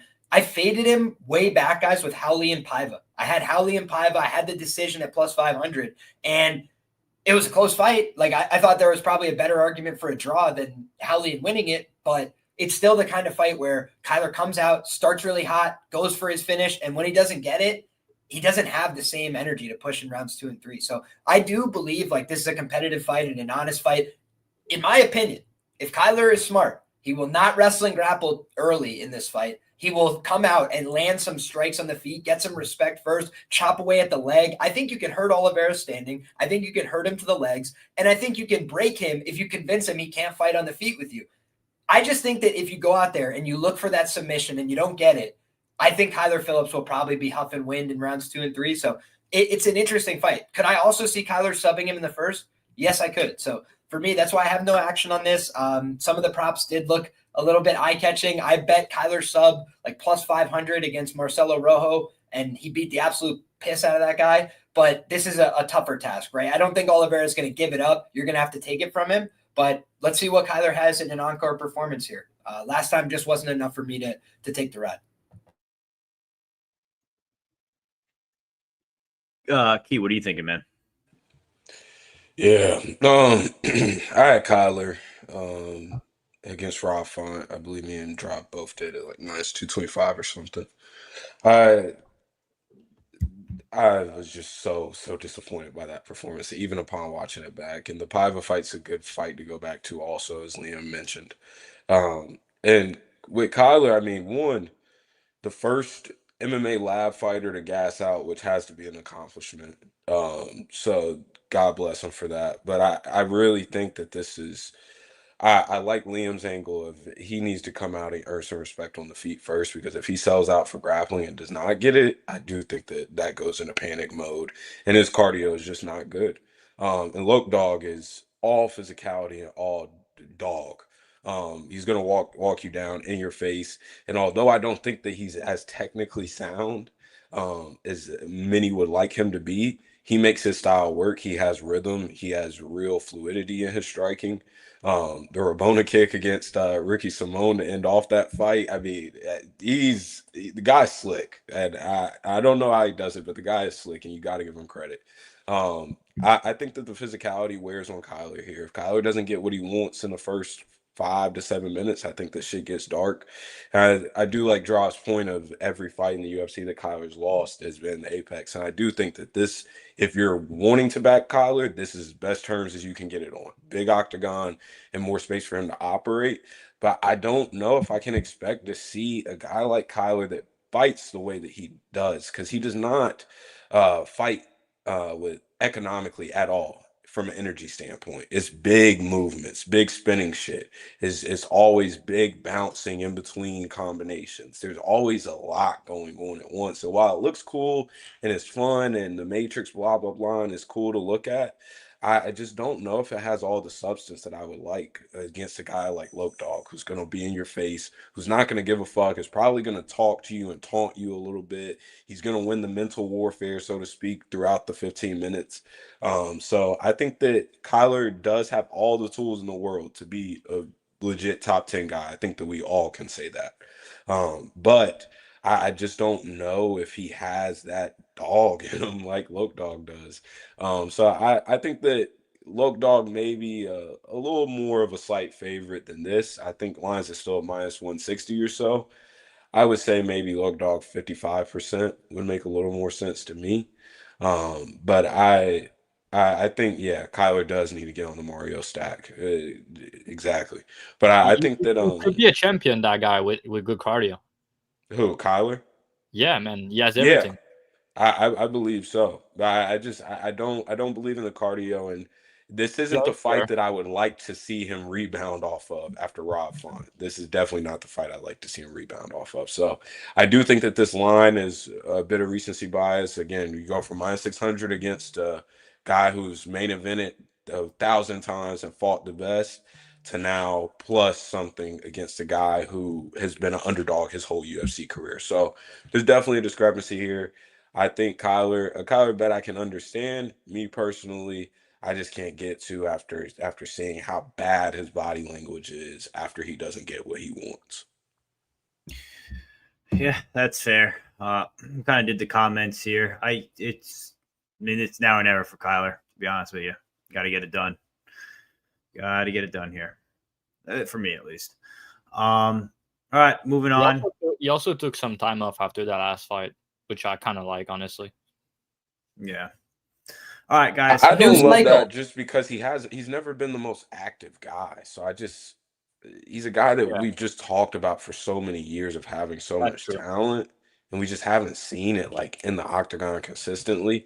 And I think that in this case, after the Rob Font fight, yeah, there's definitely some need for regrouping. So I hope that he can make the improvements, because the guy is as bright as they come talent wise.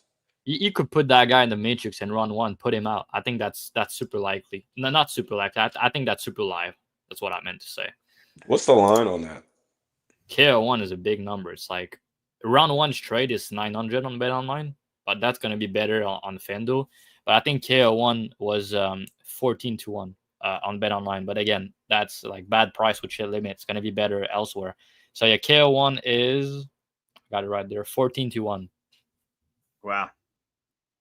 Okay. 14-1. And Kyler cut his hair, I guess. Kyler cut his hair. All right, moving on, guys. We're going on to the main card. Please like, comment, subscribe. We do this for free every week. Give you guys great picks. Make you guys all money. Look at Key. He went on 3 vacations. Dravhy and I don't because we work a little harder, some would say. But that's what happens when you're winning money. You get to go on vacation. So like, comment, subscribe. Are you trying to say I'm not winning money, Peg? All right, yeah, he's on a hot streak too. But we hear about it every week, right? We're all tired of hearing Drav always winning. All right, see what happens? Key, Drav, sometimes me, always winning. That being said, let's get on to this main card. Opening the Mike Johnson versus Daniel Zellhuber. Mike Johnson, old man, 23-19. Zellhuber, what's that? 15-2. Not much to be said there. I'm pretty sure Zellhuber is minus 600. Johnson's plus 400. I'll go first here. I'm on Zellhuber. He's one of my parlay legs. I think I got it earlier, like at 490 or something like that. I think this is a pretty good setup fight for him. I think we're going to unfortunately see Mike Johnson get knocked out again. Zellhuber's big, long, good boxing, good volume. Johnson's most recent fights are either against guys who like to grapple a lot, and then he's striking with them, or he got a guy like Azatar who is a fraud, and got knocked out in round 1. Darius Flowers, not really sure he's totally UFC caliber, jumping up and down between weight classes. Who knows what the fuck's going on with him? So I don't know. I feel like Mike's been given pretty good competition for himself so far, but I just don't get why he's getting fed to Zellhuber. Zellhuber is coming off a performance where some people will say he's won. He did have, what was it, fight of the year last year was him versus Ribovic in the Sphere. Insane fight. Yeah, it was an insane fight. Like, Zellhuber's a good fighter. He's only getting better. He's with the Valley Flow boys. I think he finds a knockout here. Liam, what do you think? Anything different? Huh? You say he's with Valley Flow? Is he not with Valley Flow anymore? Or was? I think you're thinking about Bahamondes. Yeah. Yes, I am. That's how I think. I think Zell's been in I know he was at interim at one time, but he's also with Eric Nixick and Extreme. He's Extreme Couture too. So he's I'm thinking of Bahamondes. That fight, he thought it was Bahamondes. He put him in the parlay. Yeah, I was watching Bahamondes tape the whole time. Yeah. No, Bahamondes let us down against Fiziev. I was on that, unfortunately. Yeah. But all right. What do you think, Liam? Go ahead. You gonna take a dog shot on Johnson here? No. I'll give you guys one really quick funny anecdote, and then I'll cede my time to the rest of the panel. But essentially, I was sitting with a buddy one time, and it was the Diego Ferreira Michael Johnson fight, and he goes, "Hey, bro, can you bet $50 on him to win?" And I was like, "Who?" He's like, "Michael Johnson." I was like, "Nah, I can't do that." And he's like, no, I need you to place a bet for me. And I was like, "Here's what I'll do. I'll give you the money if I'm wrong, but what I'd rather you do is keep it in your pocket." And we're sitting there watching, and Michael Johnson's painting a masterpiece, jabbing him up. He's sitting there running his mouth. "Hey, Liam, what'd you tell me about Michael Johnson? Look at Michael Johnson. He's having the fight of his life." And then Michael Johnson just falls back, stiffer than a statue, flat cold on the ground. And I was like, "Here's your money. Shut the fuck up." And that's the way that it is, right? So when you look at Michael Johnson, man, he's an accident waiting to happen in every fight. I think Zellhuber is going to find a way to finish him. If he doesn't, he's got to start asking himself some hard questions. So I think Michael Johnson's just completely washed. Key, what do you think? Drawing dead to a KO. Yep. Key, what do you think? Yeah, I think that Zellhuber should get this done. Michael Johnson is washed. I shouldn't say washed completely. His durability is washed. The speed is still there. I mean, the crackhead energy. I mean, it is the pop that he has, and the hand speed is remarkable for, what is he, 39? I mean, it's insane. The Zaitar knockout was just beautiful. But Zellhuber's a different animal. I think that Zellhuber gets back on track here. And I'd also like to see a cleaner performance from Zellhuber. I know that he's gotten into some fight of the nights with Ribovic and Prado, but I'd like to see a cleaner performance because I do think that he is that talented and has all of the tools, especially at this weight class, to make a real run. So I'd like to see a cleaner performance. I would expect so with Eric Nixick in his corner. So I think Zellhuber gets this done, and surgeon-like, I think that he gets it done. Drav, what are you thinking? Yeah, not much to add. I think he should be a big favorite. I think Johnson could be competitive in round 1, but after that, I think Zellhuber, better cardio, more durable, more weapons also, big cage, which is better for his style. And the heart that he showed in that Ribovics fight is insane. I think he's probably going to finish it. I will be just careful. I think it's going to be knockout, but if you look how many times Johnson has been submitted, I would just go ITD if you like the Zellhuber finish. Maybe don't go the distance, stuff like that. So I think it's going to finish him, but probably not. I expect the round 1 to be close, honestly. Like Johnson, like he said, his boxing is still slick and his speed is still there. But in round 2 and 3, when he slowed down a little bit, when he's not as slick, I think a guy like Zellhuber was really technical and was better cardio, can pick his shot and probably find a kill shot, honestly. What's up, Cody? What is the price on ITD for Zellhuber? Isn't it probably Minus pretty chalky? Yeah, it's minus 120 now in most places. I just check. That's kind of crazy. Not the best. That's crazy. I don't know. I think that's surprising. You thought it would be better than that, or? Yeah, I thought it would be minus minus 150, minus 170. I thought it'd be more. Yeah, it's because he doesn't have many finishes in the UFC when you look at it. Like, yeah, he has 3 wins and only he's one. got pretty good his strength of schedule is pretty good though. That's why. Yeah, and I mean he arguably finished Vanessa, honestly, and he hurt Ribovics too. He could have got Prado. Like, there's a lot of fights he should have maybe finished. That Ribovics and Prado both really durable good as could be. So I get you. All right, next fight: Dan Ige versus Patricio Pitbull.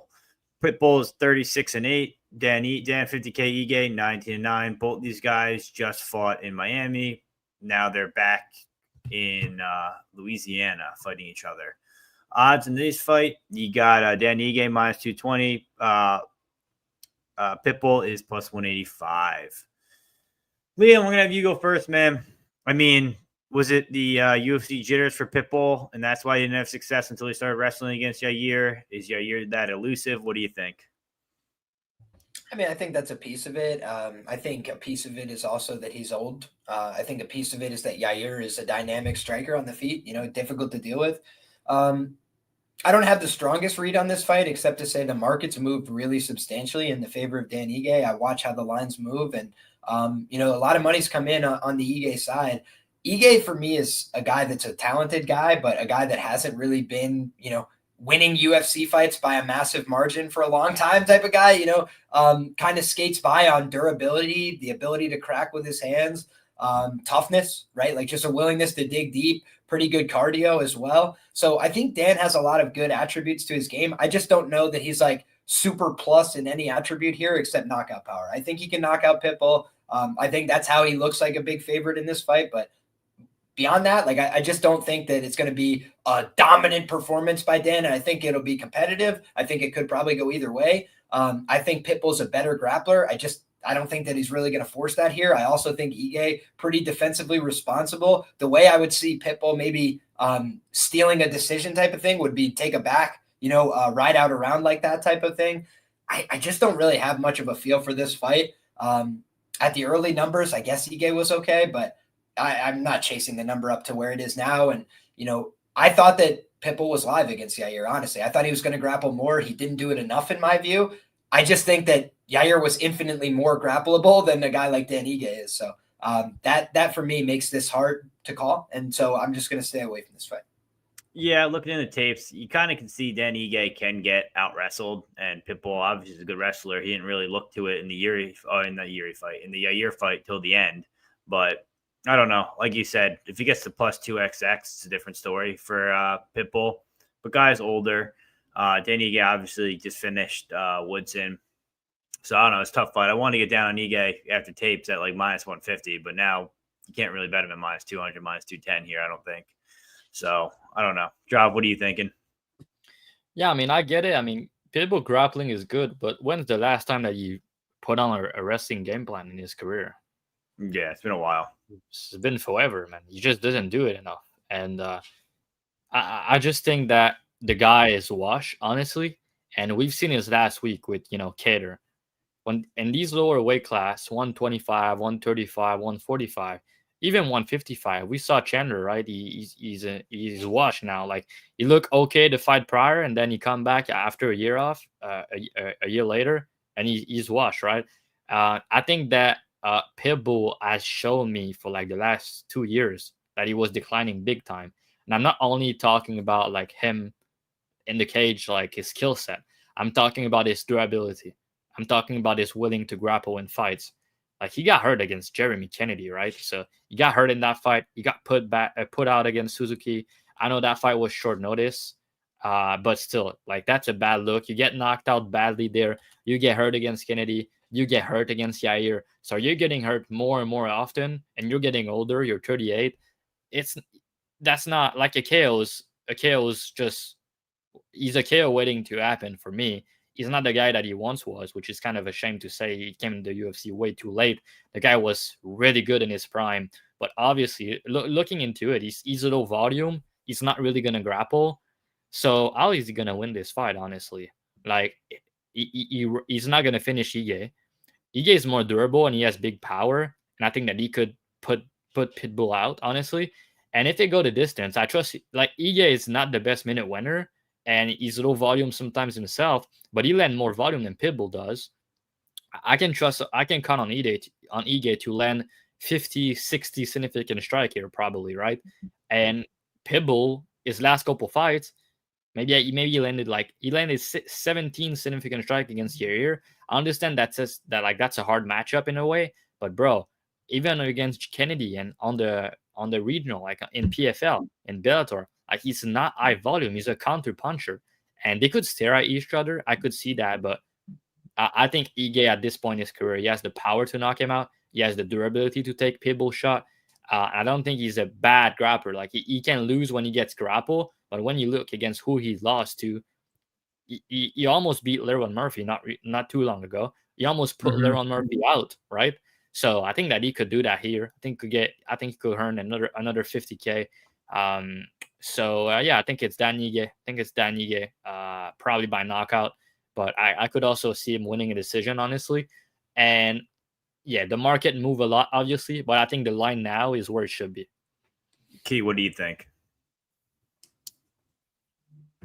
Yeah, back Dan Ige against Slenderman last fight out. Shout out.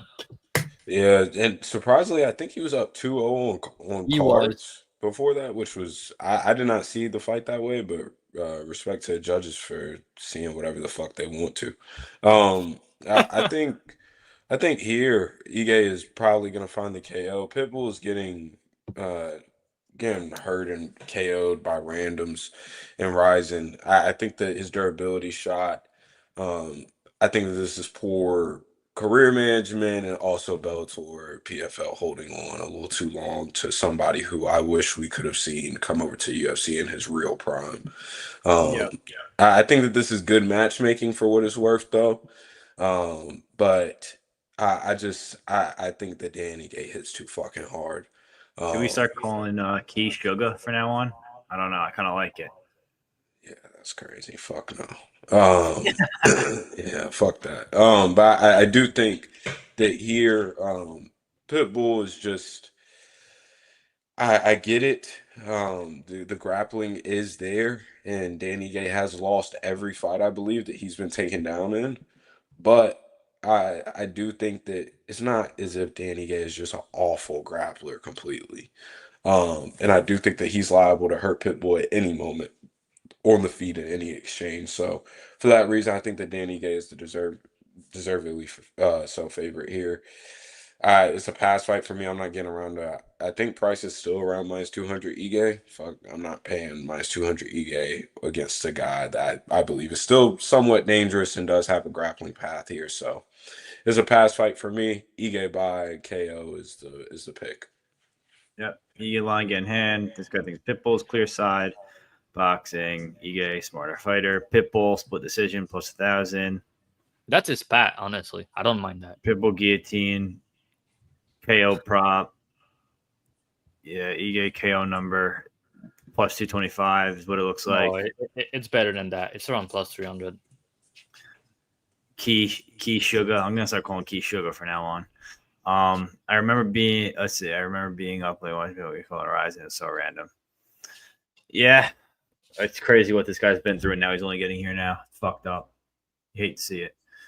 Next fight, talking about old men, D-Rod versus Kevin Holland. Kevin Holland 28-13, 32. D-Rod 19-5, 38.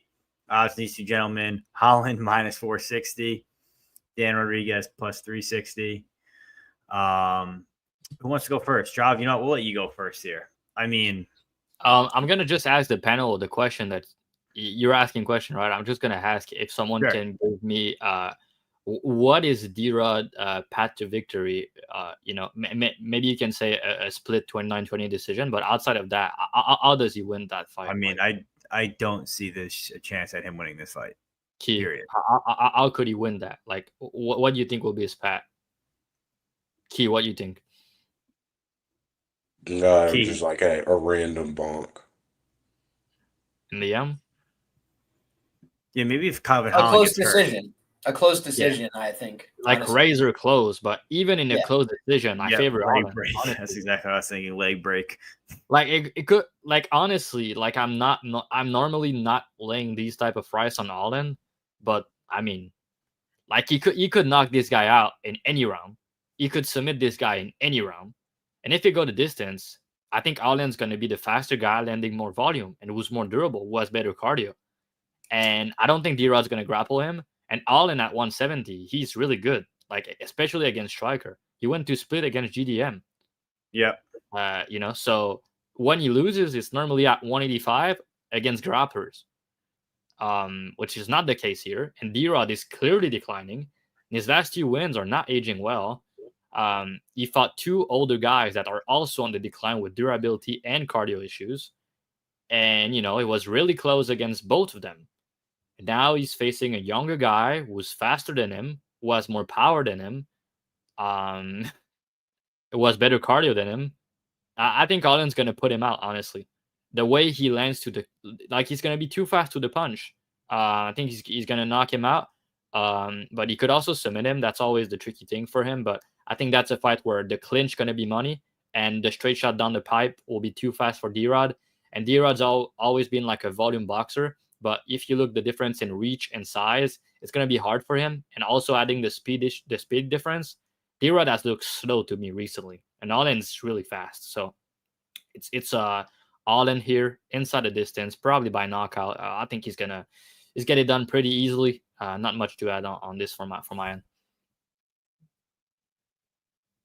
Oh, I like the sub here for Holland too. I think sub is very live. That was my look on it when I did tapes. I played Holland ITD minus 135. I also have Holland money line and a parlay. So I think this is an easy spot, easy click for Holland here. Not often we see him minus 400, but this is just a clear, like he said, he wants to give him all the easy fights. That's what he wants. He wants to get paid. He wants to put on a show. He wants the easy fights. This one's going to be easy for him, I think. Liam, what do you think? I think that Kevin Holland is going to win this fight inside the distance. I think that Daniel Rodriguez is too slow. I think his durability has declined over time. I think you look back at the Dwight Grant fight, and it shows some big red flags for what he can expect in this one. I don't think that D-Rod is going to take the shots very well. I think that Kevin Holland, this is not something you hear me say in many Kevin Holland fights, is a very superior grappler to Daniel Rodriguez, like way, way, way better at grappling as far as I'm concerned. So I just think Kevin Holland's going to fuck him up bad. Yeah. Key. Yeah.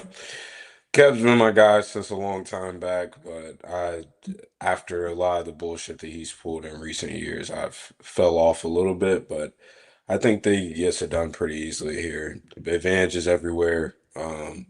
Outside of him like having a busted hand like he did in the Ponzi fight, which made it like semi-competitive until Kevin bonked him. Outside of a situation like that, I don't really see how this fight ends up being very competitive. D-Rod is getting touched up by Morono. How am I supposed to believe that he's going to sit there for 15 minutes and bang with Holland? It's not happening.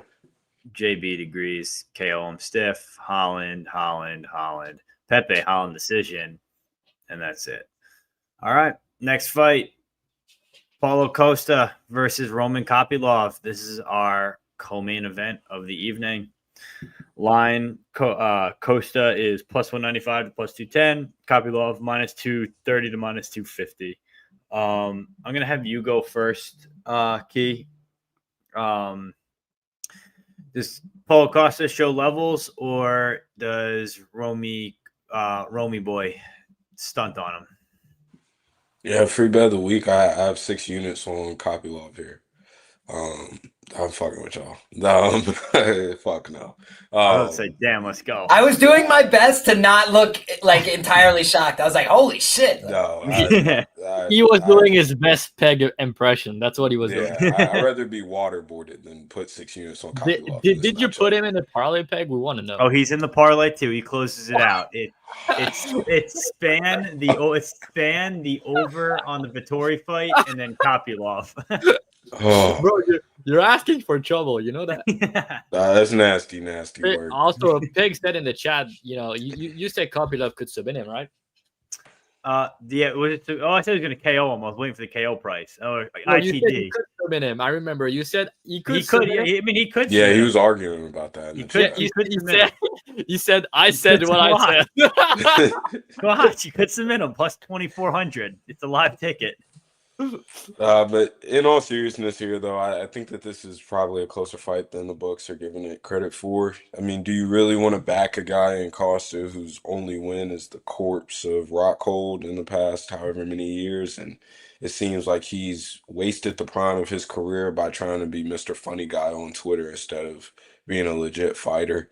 But I do think that this decision against Strickland. But that was not a split. How crazy was that? Yeah, that was really bad judging. One of the worst scorecard in like UFC history. That was like truly awful. But I think here this probably ends up being a closer fight. I tried to fade Kopylov with Curtis, and I thought that Curtis had some good moments, and I thought that the breaks and fouls ended up leading to Kopylov getting some extra time to not show off his suspect cardio like usual. But here I think that this plays out probably a closer fight. I know one of our former guests in the chat has a real clear, has a clear read on this. I think that's very reasonable here. I think it's dog or pass. I'm not ever getting to Kopylov minus 200 anything unless he's fighting a can. So this will be a fun fight, and I expect for this to get kind of ugly. Yeah, I think Kopylov stunts on him, to be honest. What do you think, Dravhy? Honestly, it's not the fight I have the best read on either. The Vettori fight is a bad look for Costa. I'll say, like, the way he was getting out kicked by Vettori. Vettori was landing those body kicks. I think Kopylov could do that for sure. But honestly, Kopylov slowed down in almost every fight. He has a way to, get finishes in round 2 and 3. But the way he slowed down, he clearly doesn't like pressure. The thing is, can we trust Costa to pressure him? Because some fights he doesn't do it anymore. But I think it's a really close fight, honestly. Like, Costa is really durable. He has power. I think he has better cardio. By the way, Peg, I think Costa's the one that could land takedowns, not the other way around. I don't know, man. I'm just seeing this fight being Kopylov's going to be too fast early. I think that he's going to land everything, like kicks, body, head. And I think as the fight goes on, when he slow down a bit and when Costa pressure him, Costa could land big shot, could land more volume, and could make it really close. But it's just hard for me to trust Costa, honestly. It seems like he doesn't really care anymore, which is sad because he has a good skill set. But man, I don't know what to think about this price. Like, this price is, like Pepe said, I mean, this price is off, and I know it is, but I just don't have the best read, so I don't want to chase the dog here. But it's clearly dog or pass. Like, I can bet Kopylov, honestly. I think if anything, Kopylov by decision. That's the way I would look. I don't think he's gonna finish Costa, honestly. You think KO? All right, dude. That's some confident shit. I respect that, but yeah, honestly, I know you almost had him. That's true. Yeah, Kopylov he's probably gonna get knocked out eventually, honestly, and that's probably when Peg has him in the parlays. That's gonna happen. Sup, Kyle? Yeah. Liam, what you think about that? I think this is another clear dogger pass situation. I respect Kopylov. He's made significant improvements since he got to the UFC, but a guy who lost to fucking Albert Duraev, getting out wrestled in that fight, getting out grappled by Carl Roberson, the fluffy fight, I'll give him a pass on. But then let's talk about who he beat. Chris Curtis, weird fight, but we'll give him the credit there. That's his best win in the UFC by far, I think. Punahele Soriano, clearly a better welterweight than a middleweight. So the guy was way undersized. He just got beat up. We saw Brendan Allen kind of lay a blueprint, of how to beat him. Kick him in the body, stay away from him. That's it, right? You win the fight if you do that. Then when you look at Cesar Almeida, needed to wrestle for his life in that fight. And Cesar Almeida, good kickboxer, dangerous guy, looked like absolute dog shit in his next fight. So it's like, is he good? He's okay. Then you look at Fremd. Fremd sucks. No disrespect. Like, just at the UFC level, the guy sucks. Then you look at Claudio Ribeiro, cut from the UFC level, wasn't at it. Alessio Di Chirico, guy's an afterthought in the UFC in the modern iteration. So again, I look at and say Paulo Costa, definitely losing, definitely been on a rough run. Against who? Top guys, champions, former champions, all guys that are way more deserving than Roman Kopylov. So if he loses here, his career is basically in the dust, right? This is like a referendum on Paulo Costa's career. And, we kind of saw with Calvin Kattar last week, sometimes those referendums show like, maybe I just wasn't who I thought I was, or maybe I lost the spark that I used to have. Could happen here. But if Paulo Costa comes out and competes hard for 15 minutes, number one, we've seen him go 5 hard 5s, right? This fucking Roman Kopylov character gets gassed in every 15-minute fight he ever had. So I just feel like Paulo Costa could definitely walk him down in rounds 2 and 3 and fuck him up. So fair. I just don't know about the whole Kopylov. I think his gas things look better lately. He was wrestling in the Almeida fight in round 3, and he's found a finish in the Curtis fight in round 3. Bro, he was gassed against Curtis. Like, he got that head kick, but bro, he was slowing down. I also don't think it was a knockout. You could have kept Curtis 2 more seconds, and the fight would have been over. It would have been a decision. So, yeah. Also, can I just point out that these guys are the same age? Like, you would think based on like, Kopylov's the guy on the way up, and what it's like. No, these guys are literally the same fucking age. Kopylov's just never accomplished anything, and Paulo Costa, got a fast eraser when he was the eraser back in the day. Yeah, it's just they have like almost the same record, almost the same age. Oh yeah, that's a really good point, Pepe. I remember that too. Yeah. Mm-hmm. All right. Main event of the evening. It says this is for the BMF belt. I thought how did no, I don't get the BMF belt. I thought Porier has the BMF belt after beating Holloway, but all right. Max Holloway, yeah, it's a novelty belt. 26-8, Max Holloway, 30-9, Dustin Poirier. Their third time meeting up now. Third time's the charm. Holloway anywhere from -130 to -140. Poirier anywhere from +120 to +125. Liam, you're a special guest. We're going to have you go first. Our main event of the evening. Max Holloway or Dustin Poirier? Does Max finally get the win here, or does Dustin just cover it 3 times in a row? I hate to be boring, but I honestly have no fucking clue.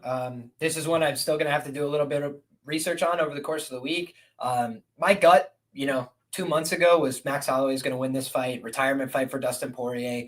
Then I started going back and rewatching, and like that fight they had in 2019, kind of a minor miracle. Dustin Poirier didn't finish him. Like, he absolutely rocked him like 10 times in the first 2 rounds. And when I look at that and this fight, like the way that the UFC match makes, they try and set up fights where it's like, it's a no-lose situation, right? Justin Gaethje, if he knocks out Max Holloway, then Justin Gaethje's fighting for the title. They easily sell that. But instead, Max Holloway flatlines him. He becomes a massive star. Resell the Topuria fight. Bring him back down to 145. Max Holloway's a company guy. He'll do anything they ask of him. And he fought Dustin Poirier once, and he got his ass whooped. He was a young man. No skin off your nose. He fought him again when they were both very good fighters, and Dustin Poirier whooped his ass. That's the truth as far as I see it. Like, Max did a good job holding his own, finding some adjustments, punching the body, moving offline. But like when Dustin Poirier would connect, Max felt it. He had to back up. He had to respect it. And he was getting hurt badly. He's taken a shitload of damage since then. And Poirier has taken some too, no doubt about it. Poirier could just not have the same will push to go into a war type of thing. That's definitely possible. But when I'm just looking at like how these two guys match up, if they're trading punches, like Dustin Poirier hits harder. He always has. I think he probably always will. So it's like, is Max going to change that dynamic in this fight? Maybe he can limit some of those engagements. Maybe he could touch more from the outside. But like the one thing that Dustin Poirier hasn't done to Max Holloway, he won by decision, right? He submitted him back in the day. He hasn't knocked him out. And he almost knocked him out the last time they fought. And now he's going to have one more opportunity where he might come out and sell out like, hey, I'm going to swing everything I have and either this guy dies or I do. One thing I will note before I pass it along is just that there's never been a BMF title fight that went the distance. Them guys go out there and swang motherfucking things. Even the Justin Gaethje one, Max Holloway ITD plus 950. We'll take the money, but it was this close to going. They had a brutal fight on the feet, right? They were both touching each other. His nose was on the wrong side of his face 2 rounds in. So when I look at how these guys match up, like, is Max Holloway a guy that shies away from fights? No, he fucking gets in fights. He's willing to go into fire, into hell. Dustin Poirier, does he back away from the fight or go into the fight? He goes into the fight. He's, basically kill or be killed. He died against Islam, going out there looking to finish him in the 5th.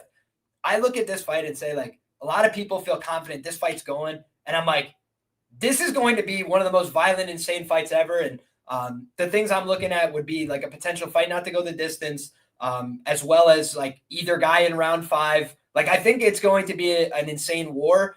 But again, I just look at Poirier and I have to give a lot of respect. I've tried to fade the guy in the past and he's made me respect him by knocking out my favorite fighters and knocking out guys I thought were on the come up and all these things. You just got to respect the man. And at the end of the day, it's hard to beat somebody that has your number. It's not impossible, but it's hard. And it's hard to mentally get yourself over like, I can beat this guy. One thing I know for sure is Max knows he can get hurt. Max knows he can get finished. And Max knows he can lose this fight. And Dustin Poirier will have to be taught one of those things. So it's not impossible. I saw him shooting desperation takedowns. I saw him getting tired the last time they fought. But he also outlasted him there. He found a way to win that fight. And he did more damage over the course of those 5 rounds. I have no doubt in my mind about that. So fun scrap. I'm excited to watch it. But my read is that I don't have the strongest read. I think it's going to be insanely violent. And somebody's probably going to fall before 25 minutes is up. Yeah. So me from a narrative perspective, I think this is going to go 5 rounds. I think it's going to be a war. Like we've seen time and time again in the UFC, there's no such thing as fairy tales. This is a world stage for Poirier to retire on top in his hometown. Surprise, surprise. Like Pepe just said, we were joking about this earlier this week. What if he gets his jump to guillotine, gets that guillotine finish finally to end it? That would be, the fairy tale done. I don't think it goes that way. Watching the first 2 fights, right? First fight was Max Holloway's debut in the UFC. He got Dustin Poirier at 145. Tough fight to walk in the UFC. Then he gets Dustin Poirier again. First fight at 155. Not ready for that weight class. Again, got him on a good time. Now we're getting a Max Holloway who actually bulked for 155 against Gaethje. Went down to 145. Got knocked out because I think that weight cut was too tough for him. Also, Ilya's Ilya. But now he's back up. Now he's back up again at 155, full frame, everything like that. You watch his other fights. Listen, Max Holloway's eating Dustin Poirier's best shots. And it got to the point where Dustin Poirier swung himself out. He was tired. He was shooting for takedowns. He's never going to get the takedown on Max. Max almost got the Darce on him. This time it happens. I think he finishes the Darce. He's been working on it in camp. He put up clips of it a few weeks ago.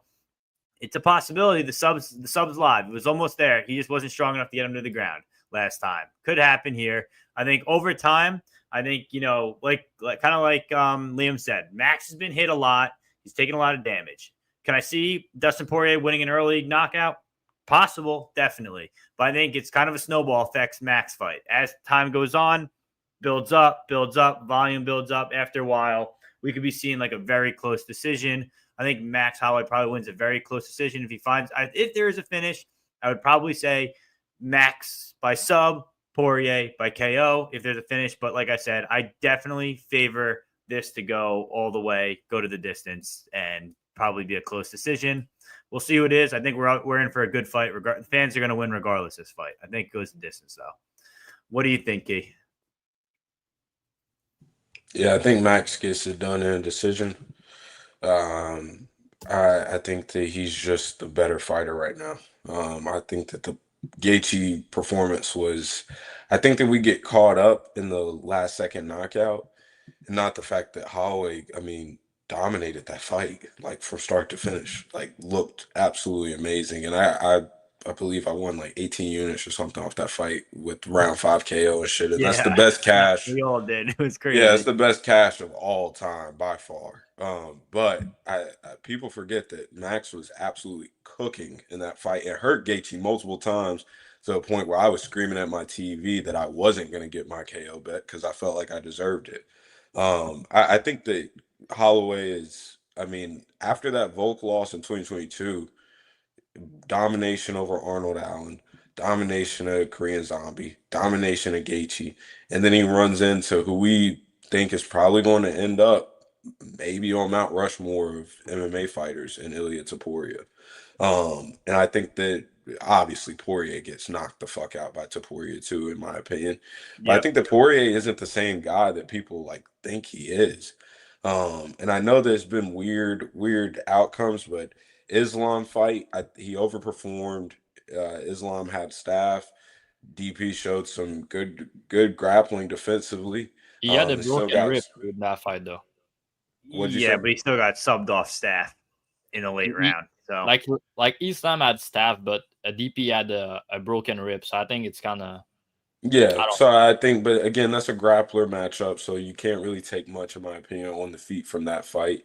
The BSD fight, grappler, BSD gassed out, American another versus staff. France, you gotta love it. A work And then of the beauty. Gaethje fight was competitive until the head kick, but again, got head kick in the Chandler fight. Was not, in my opinion, although he did have a good moment on the feet and cracking Chandler and breaking, busting his nose, but Chandler was hitting him. In the Charles Bombing fight, away that on was him. That's a crazy fight to look back on. They were bombing away in the first round. Yeah, and the Charles fight was a good performance on the feet, but Charles did not very good work in the clinch. So this is tough to get a read on what Poirier looks like in a 25-minute kickboxing match because we just haven't seen it in a long time, and all signs point to him not being the same guy. He's noticeably getting slower, in my opinion. I don't believe that his volume is the same. I think that Holloway he's shown that he's been able to add to his game in fighting backwards. And we've also seen that he can still pressure forward and do work that way too. So I think that in all phases of this fight, Holloway's going to be the busier guy. I do believe that Poirier, the crowd boost, everything. Poirier is going to go out there and fucking throw down. He's going to try to fight. That's for damn sure. They're all in the But race. I think that Holloway is going to be able to win the minutes here. I think Holloway by decision ends up getting this, but -140, I'm not paying -140 whenever this is the worst terms. You're talking retirement fight, potential Lil Wayne walk out, the whole in hometown, everybody's going to be backing him. I mean, this is awful terms to fight him on, but I think that Holloway gets it done. All right, Dravhy, close it out. Yeah, so I posted Poirier for my free bet of the week this week, and got some hate on it. People kind of like the Holloway side this week, it seems like. So yeah, we all agree. No, Liam, you think your finish is more likely. I do agree that it's probably gonna go the distance. We all agree on that. Mickey and Peg, we have bets on that fight. My question is, when's the last time Poirier lost a striking GTD fight? It never happened. That's the honest truth. The UFC, if you look at it, like the striking war that he had, he always won. When he lost, it's because he got knocked out or he got submitted, right? But every fight that he lost, maybe you can go back. I didn't check the 2013 fight, right? I checked the last couple of years since he's at lightweight. But Holloway has been outclassed and outstrike over 25 minutes a couple of times by Poirier, by Volkanovski. And he's also, I think he's the fighter that took the most significant strike in the UFC right now, if I'm not mistaken. By far. My point being, he just got knocked out for the first time. Are we just going to ignore that because it's Ilya Topuria? Yeah, I do agree. Topuria would do the same to Dustin, don't get me wrong. But when you have an elite chin, never been cracked, and by the way, he took a shit ton of damage in the last Volkanovski fight. He also got hurt against Justin Gaethje fight. Beautiful performance.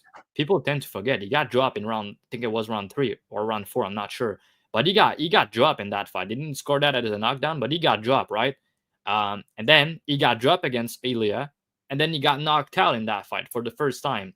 Now, I do think him at 155 is better, but the last time he was at 155, he didn't bulk up as much, but he got hurt 5 times against Poirier when he was in his prime durability-wise.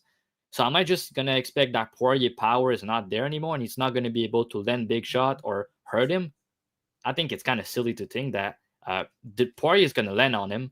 Holloway has always been hittable, and he has done a better job recently against like Justin Gaethje to minimize damage. But I think also a part of that fight is Justin was staying on the back foot and he got his nose broken in round 1. But when he did pressure more in round 3 and 4, he had more success. And Poirier is he's not gonna stay on the back foot. He's gonna pressure. He's gonna land big shot.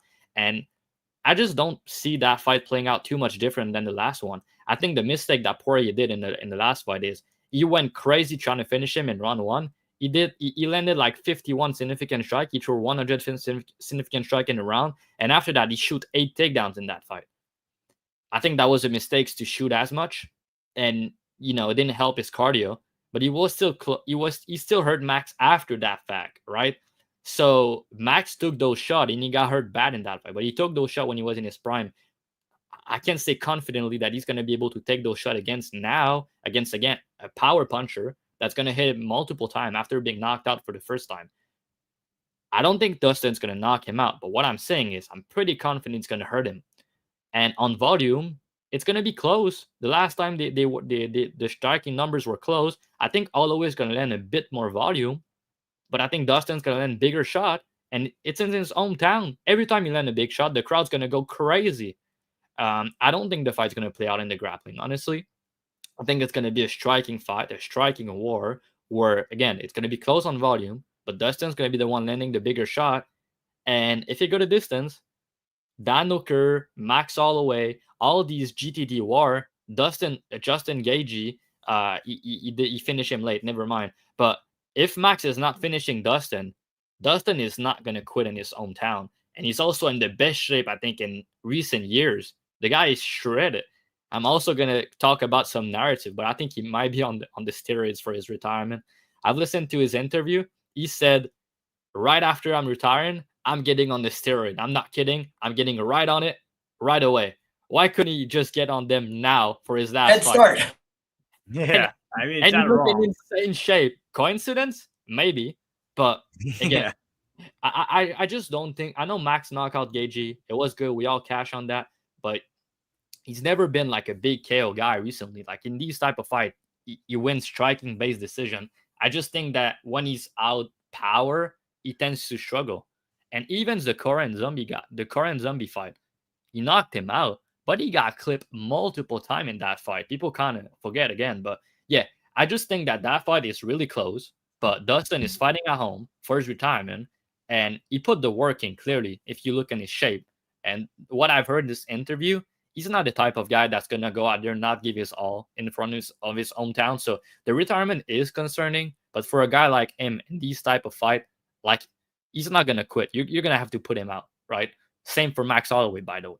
But I think he should be a slight favorite, guys. Honestly, he beat him twice already. He's fighting at home. He has more power. He's shown me ability to hurt that guy 5 times the last time they fought. And Holloway's coming back after the first knockout loss in his career, right? And it's shit ton of damage too. And he looked to be 45 years old. So yeah, I think it's the diamond. And I hope he does it for his retirement. Will be like insane. But yeah, it's gonna be a close fight. Honestly, just think Dustin should be a slight favorite. Like I think he should be minus 125, and he's an underdog. So I gotta bet. All right.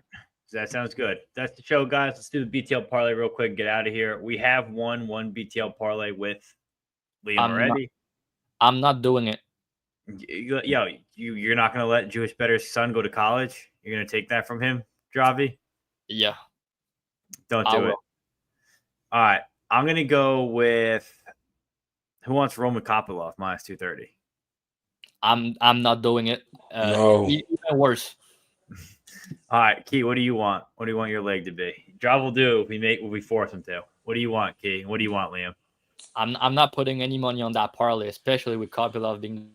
All right, so I'll change my leg. You guys go, and then I'll pick my side. Give me big mouth. Okay. I got Crute minus 300. Holland, Crute. What? All right. I'll pick Okay, give me Judice. Judice. See, knew we'd get him. And then what is the odds on that so far? Plus 111. So we need a dog. Kyler Phillips. I'll take Kyler Phillips. But what's that make it? 381. Done. Book it. Again, Holland, Crute, Judice, Kyler Phillips, plus 381. Yeah, I was going to do Spann. That's the funny part. I was going to do Spann. I was about to say, okay, I'm not doing it. I was so ready. But yeah, I mean, that's a good one. If we don't catch that one, we retire a BTL. Yep. All right. Sounds good. BTL If this parlay, parlay misses, the BTL parlay is going away. And if it wins, Jewish kid gets to go to college. That's how it goes. All right, guys, that's the show. Liam, thank you again for joining us, bro. We always appreciate it. It's always a fun show.